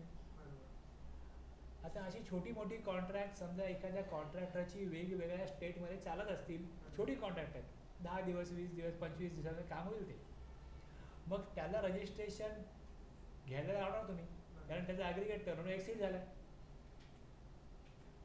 रजिस्ट्रेशन घेतलं का नंतर रिटर्न्स फाईल करा, बरोबर. मग त्याचा ॲन्युअल रिटर्न करा. ह्या खूप लेंथी प्रोसिजर आहेत आणि खर्चिक पण आहेत. व्यापाऱ्यांनी सांगितलं बघा, पहिले आम्ही कॉन्ट्रॅक्टर होतो, सर्व्हिस टॅक्स द्यायचो, आमचं काम सोपं होतं. आम्ही सर्व्हिस द्यायचो, इकडे आर्किटेक्ट आहे, सर्व्हिस द्यायचो, काम सोपं होतं, काही करायचं. तर तुमचा आमचा त्रास वाढला. रजिस्ट्रेशन तिकडे घ्या, मग सगळ्या फॉर्मॅलिटी करा, कॉम्प्लायन्सेस करा. मग गव्हर्नमेंटनी त्याला काय सांगितलं बघा, रजिस्ट्रेशन तर तुम्हाला करावंच लागेल, पण तुमचा आम्ही थोडा त्रास कमी करू शकतो. तुम्ही तिकडे टेम्पररी बेसिसवरती रजिस्ट्रेशन घ्या, म्हणजे 90 दिवसाकरता तुम्हाला आम्ही एक वेगळ्या प्रकारचं रजिस्ट्रेशन देऊ. 90 दिवसाकरता तुम्ही घेऊ शकता. तुमचं काम 50 दिवस चालणार आहे, तुम्ही घेऊ शकता. 90 दिवस जर ते काम 90 दिवसाच्या आज पूर्ण झालं नाही, काही पूर आला, भूकंप आला, एखाद्याशी कोविडसारखी साथ आली, महामारी आली, तर मग त्यात आणखी 90 दिवसापर्यंत जो कालावधी आहे तो एक्सटेंड केला जाऊ शकतो. रजिस्ट्रेशन टेम्पररी पर्पजवरती घ्या आणि ते टेम्पररी रजिस्ट्रेशन तुम्हाला मॅक्झिमम 90 दिवसाकरता मिळेल. जर तुमचं कॉन्ट्रॅक्ट मोठं आहे मग तुम्ही रेग्युलर बेसिसवरती रजिस्ट्रेशन घ्या.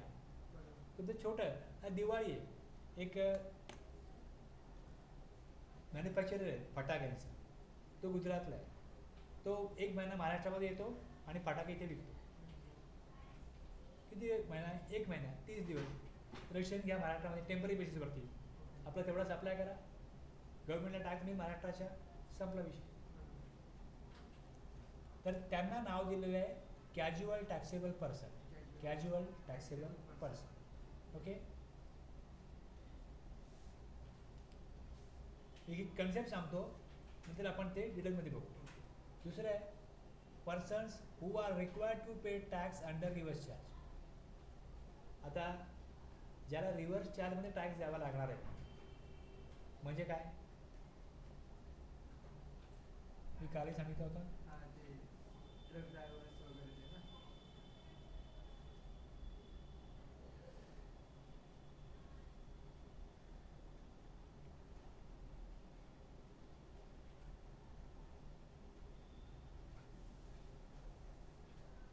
Insurance company.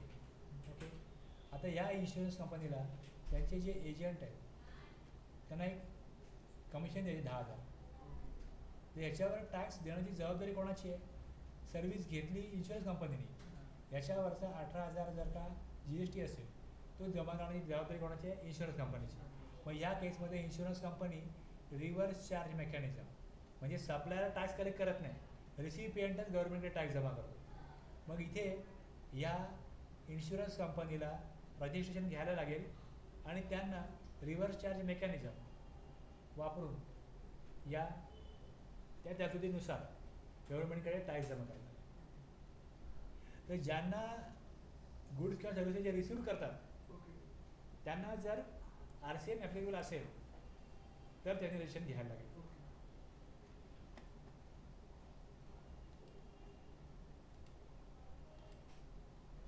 पुढे जसा CTP असतो हा भारतामधलाच पर्सन असतो ओके.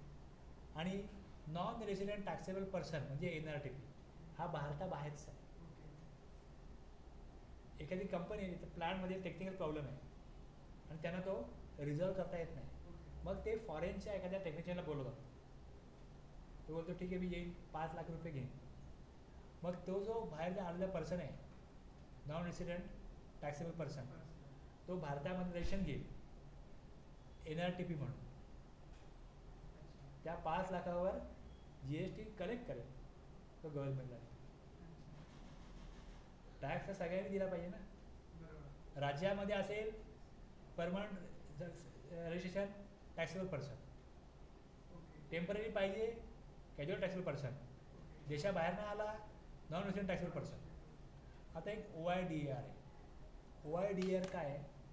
OIDAR याचा जो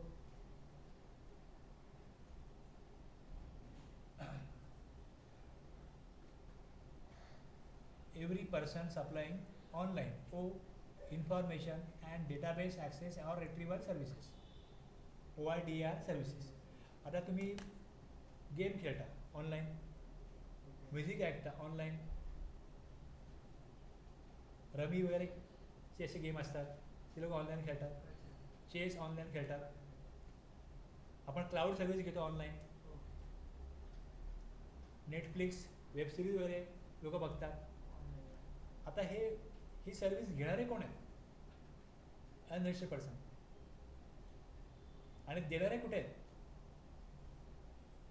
देणारे कुठे आहेत? ऑनलाईन कुठे आहेत? मे बी इंडियामध्ये आहेत किंवा इंडियाच्या बाहेर आहेत. पण गव्हर्नमेंटला टॅक्स कसा मिळणार? तुम्ही 500 रुपये भरता, तुम्हाला नेटफ्लिक्स किंवा अशी कुठली सर्व्हिस प्रोव्हायडर जो आहे वेब सिरीज बघायला देतो, तर युजरने पासवर्ड टाका आणि तुम्ही काय करा, ती सर्व्हिस घ्या. आता त्या 500 रुपयावर गव्हर्नमेंटने टॅक्स नाही मिळणार ना. मग गव्हर्नमेंटने काय केलं, अशा प्रकारचे every person supplying online information and database access retrieval services from a place outside India to a person in India other than registered person. जर अनरजिस्टर्ड पर्सनला भारताच्या बाहेरना OIDAR सर्व्हिस दिली जात असेल तर त्याच्यावर GST गव्हर्नमेंटला मिळायला पाहिजे. तर गव्हर्नमेंट या तरतुदीनुसार त्यांना सांगतं की तुम्हाला भारतामध्ये रजिस्ट्रेशन घ्यावं लागेल. ओके.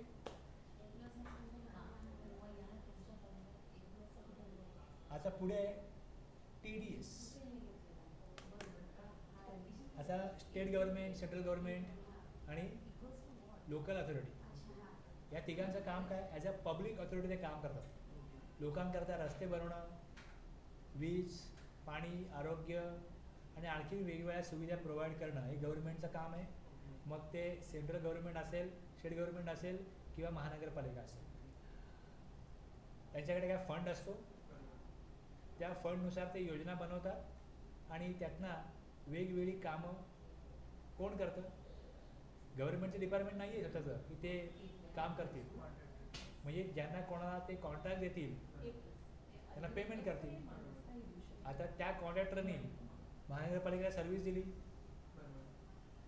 त्यावर GST त्यांनी भरला पाहिजे की नको? तर ते लोक GSTमध्ये रजिस्ट्रेशन घेतील नाही घेतील सांगू शकत नाही. मग गव्हर्नमेंटनी काय केलं आहे, हे जे महानगरपालिका किंवा स्टेट गव्हर्नमेंट किंवा सेंट्रल गव्हर्नमेंट यांचं जे डिपार्टमेंट आहे, जे त्यांना कॉन्ट्रॅक्ट देतं, त्यांच्यासाठी एक सेपरेट रजिस्ट्रेशन आहे.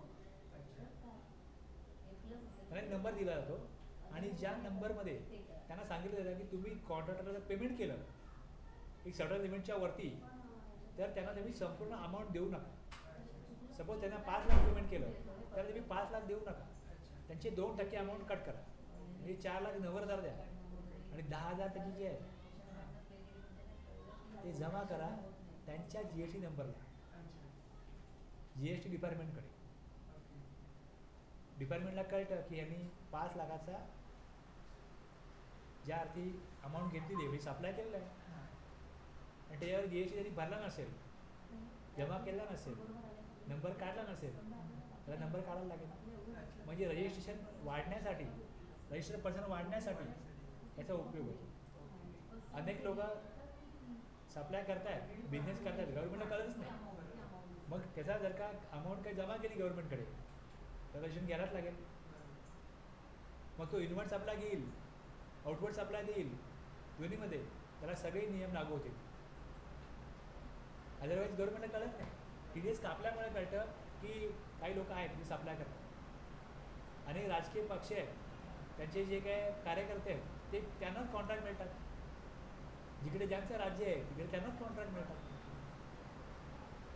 आणि ते लोक रजिस्ट्रेशन पण घेत नाहीत आणि त्यांना कोण काय करणार? मग कायद्यामध्ये ही तरतूद पाहिजे की जे कॉन्ट्रॅक्टर आहेत ज्यांना गव्हर्नमेंट पेमेंट करतं त्यांना रजिस्ट्रेशन घ्यायला लागेल. ते कोण आहेत? महानगरपालिका, स्टेट गव्हर्नमेंट किंवा ते रजिस्टर्ड पर्सन आहेत जे TDSसाठी रजिस्ट्रेशन केलं. TDSसाठी TDS डिडक्ट करणार टॅक्स रिलेटेड ॲट सोर्स. ज्याचं इन्कम जनरेट होतं आहे त्याला तुम्ही पेमेंट करताय, त्यातनं तुम्ही 2% अमाऊंट CGST 1%, AGST 1% जमा करा. ओके. उद्देश काय? रजिस्टर्ड पर्सन वाढतील आणि टॅक्स कलेक्शन वाढेल. जर जो समोरचा रजिस्टर असेल तर रजिस्ट्रेशन करावंच लागेल. जर अनरजिस्टर्ड असेल तर रजिस्टर त्याला घ्यायला लागेल ना. रजिस्टर त्याला विचारलं जातं तुमचा GST नंबर द्या. 4,90,000 तुम्हाला चेक देतो आहे आणि 10,000 तुमचा TDS कापला, घ्या TDS. मग ती कॅश जी आहे त्याच्या अकाउंटला जमा होते. जेव्हा त्याला पेमेंट करायला लागेल तेव्हा ती कॅश वापरू शकतो.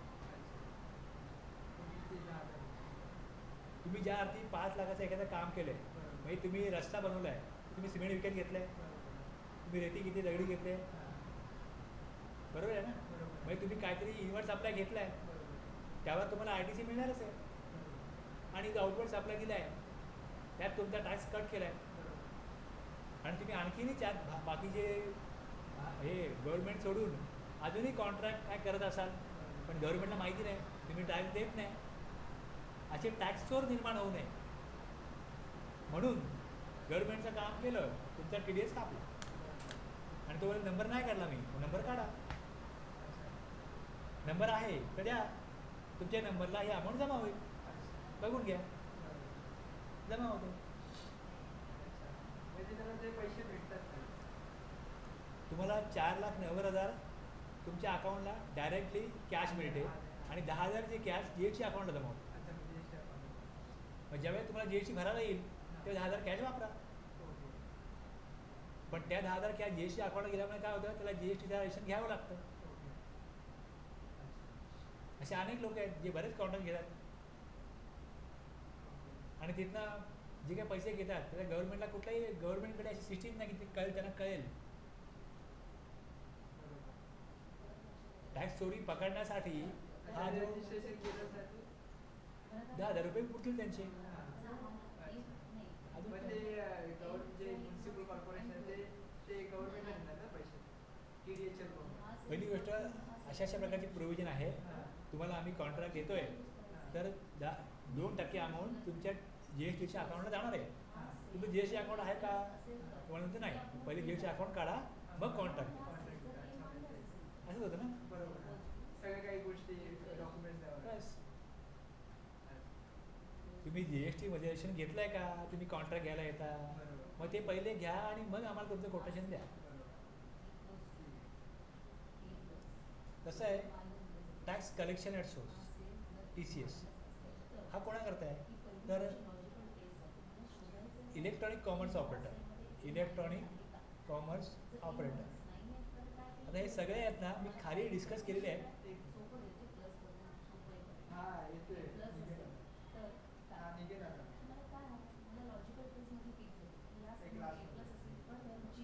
निघतो क्लासमध्ये.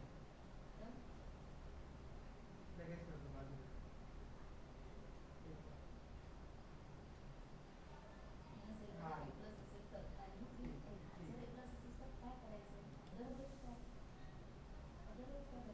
आता हे सगळे जे पॉईंट्स मी सांगतोय हे फक्त याचा बॅकग्राऊंड सांगतोय. डिटेलमध्ये हे जे 12 सबसेक्शन आहेत हे खाली डिटेलमध्ये घेतलेले आहेत. ओके, हे घेतलेलं आहे डिटेलमध्ये. म्हणजे याला सेपरेट आपल्याला अजून 1 तास लागणार आहे. फक्त आता थोडा वेळ होता म्हणून मी याचं बॅकग्राऊंड सांगण्याचं काम करतोय.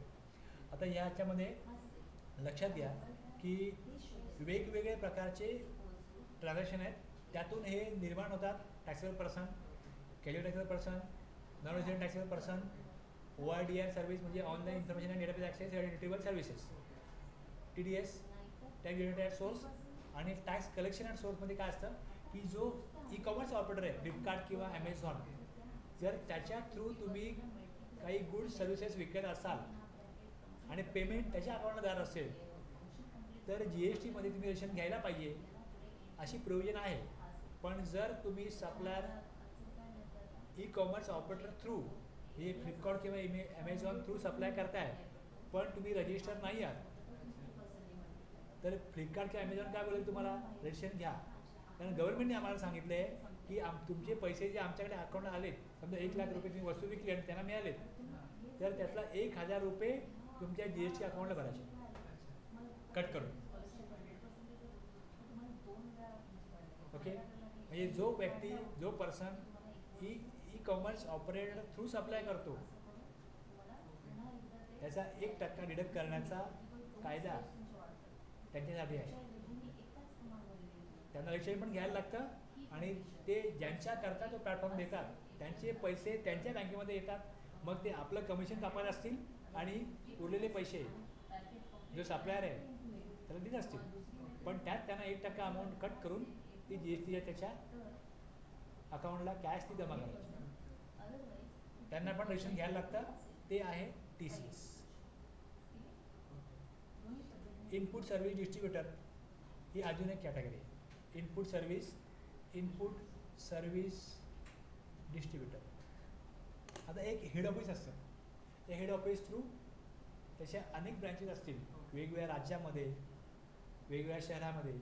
त्यांच्याकरता सर्व्हिसेस कुठल्या लागणार आहेत? रिपेअरिंग सर्व्हिस आहे, पावसाच्या अगोदर रिपेअरिंग आहे, पेंटिंग सर्व्हिस आहे, प्रिंटिंग सर्व्हिस आहे, वेगवेगळ्या सर्व्हिसेस. काय ॲडवाईस पाहिजे, कन्सल्टन्सी पाहिजे, तर ते सगळं करण्याचं काम कोण करतं?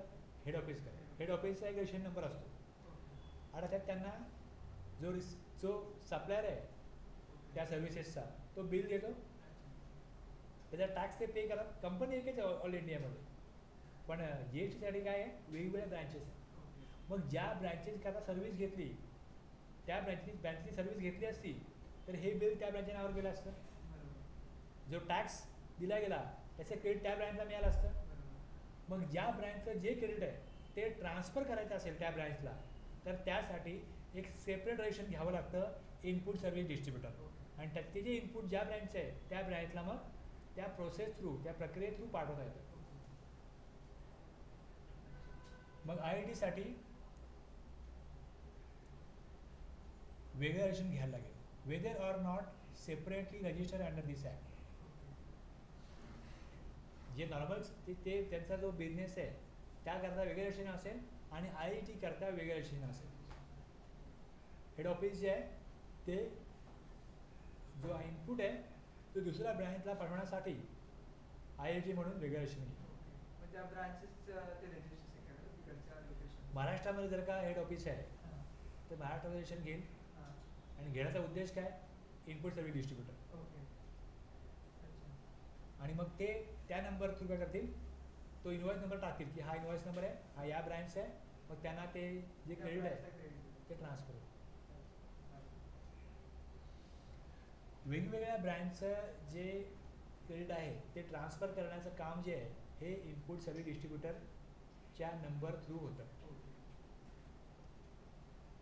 ओके, तर आज आपलं 22 एक प्रॉपरली क्लिअर झालं आणि 24 कशासाठी आहे, कोणासाठी आहे याचं एक बॅकग्राऊंड मी दिलं. थांबूया.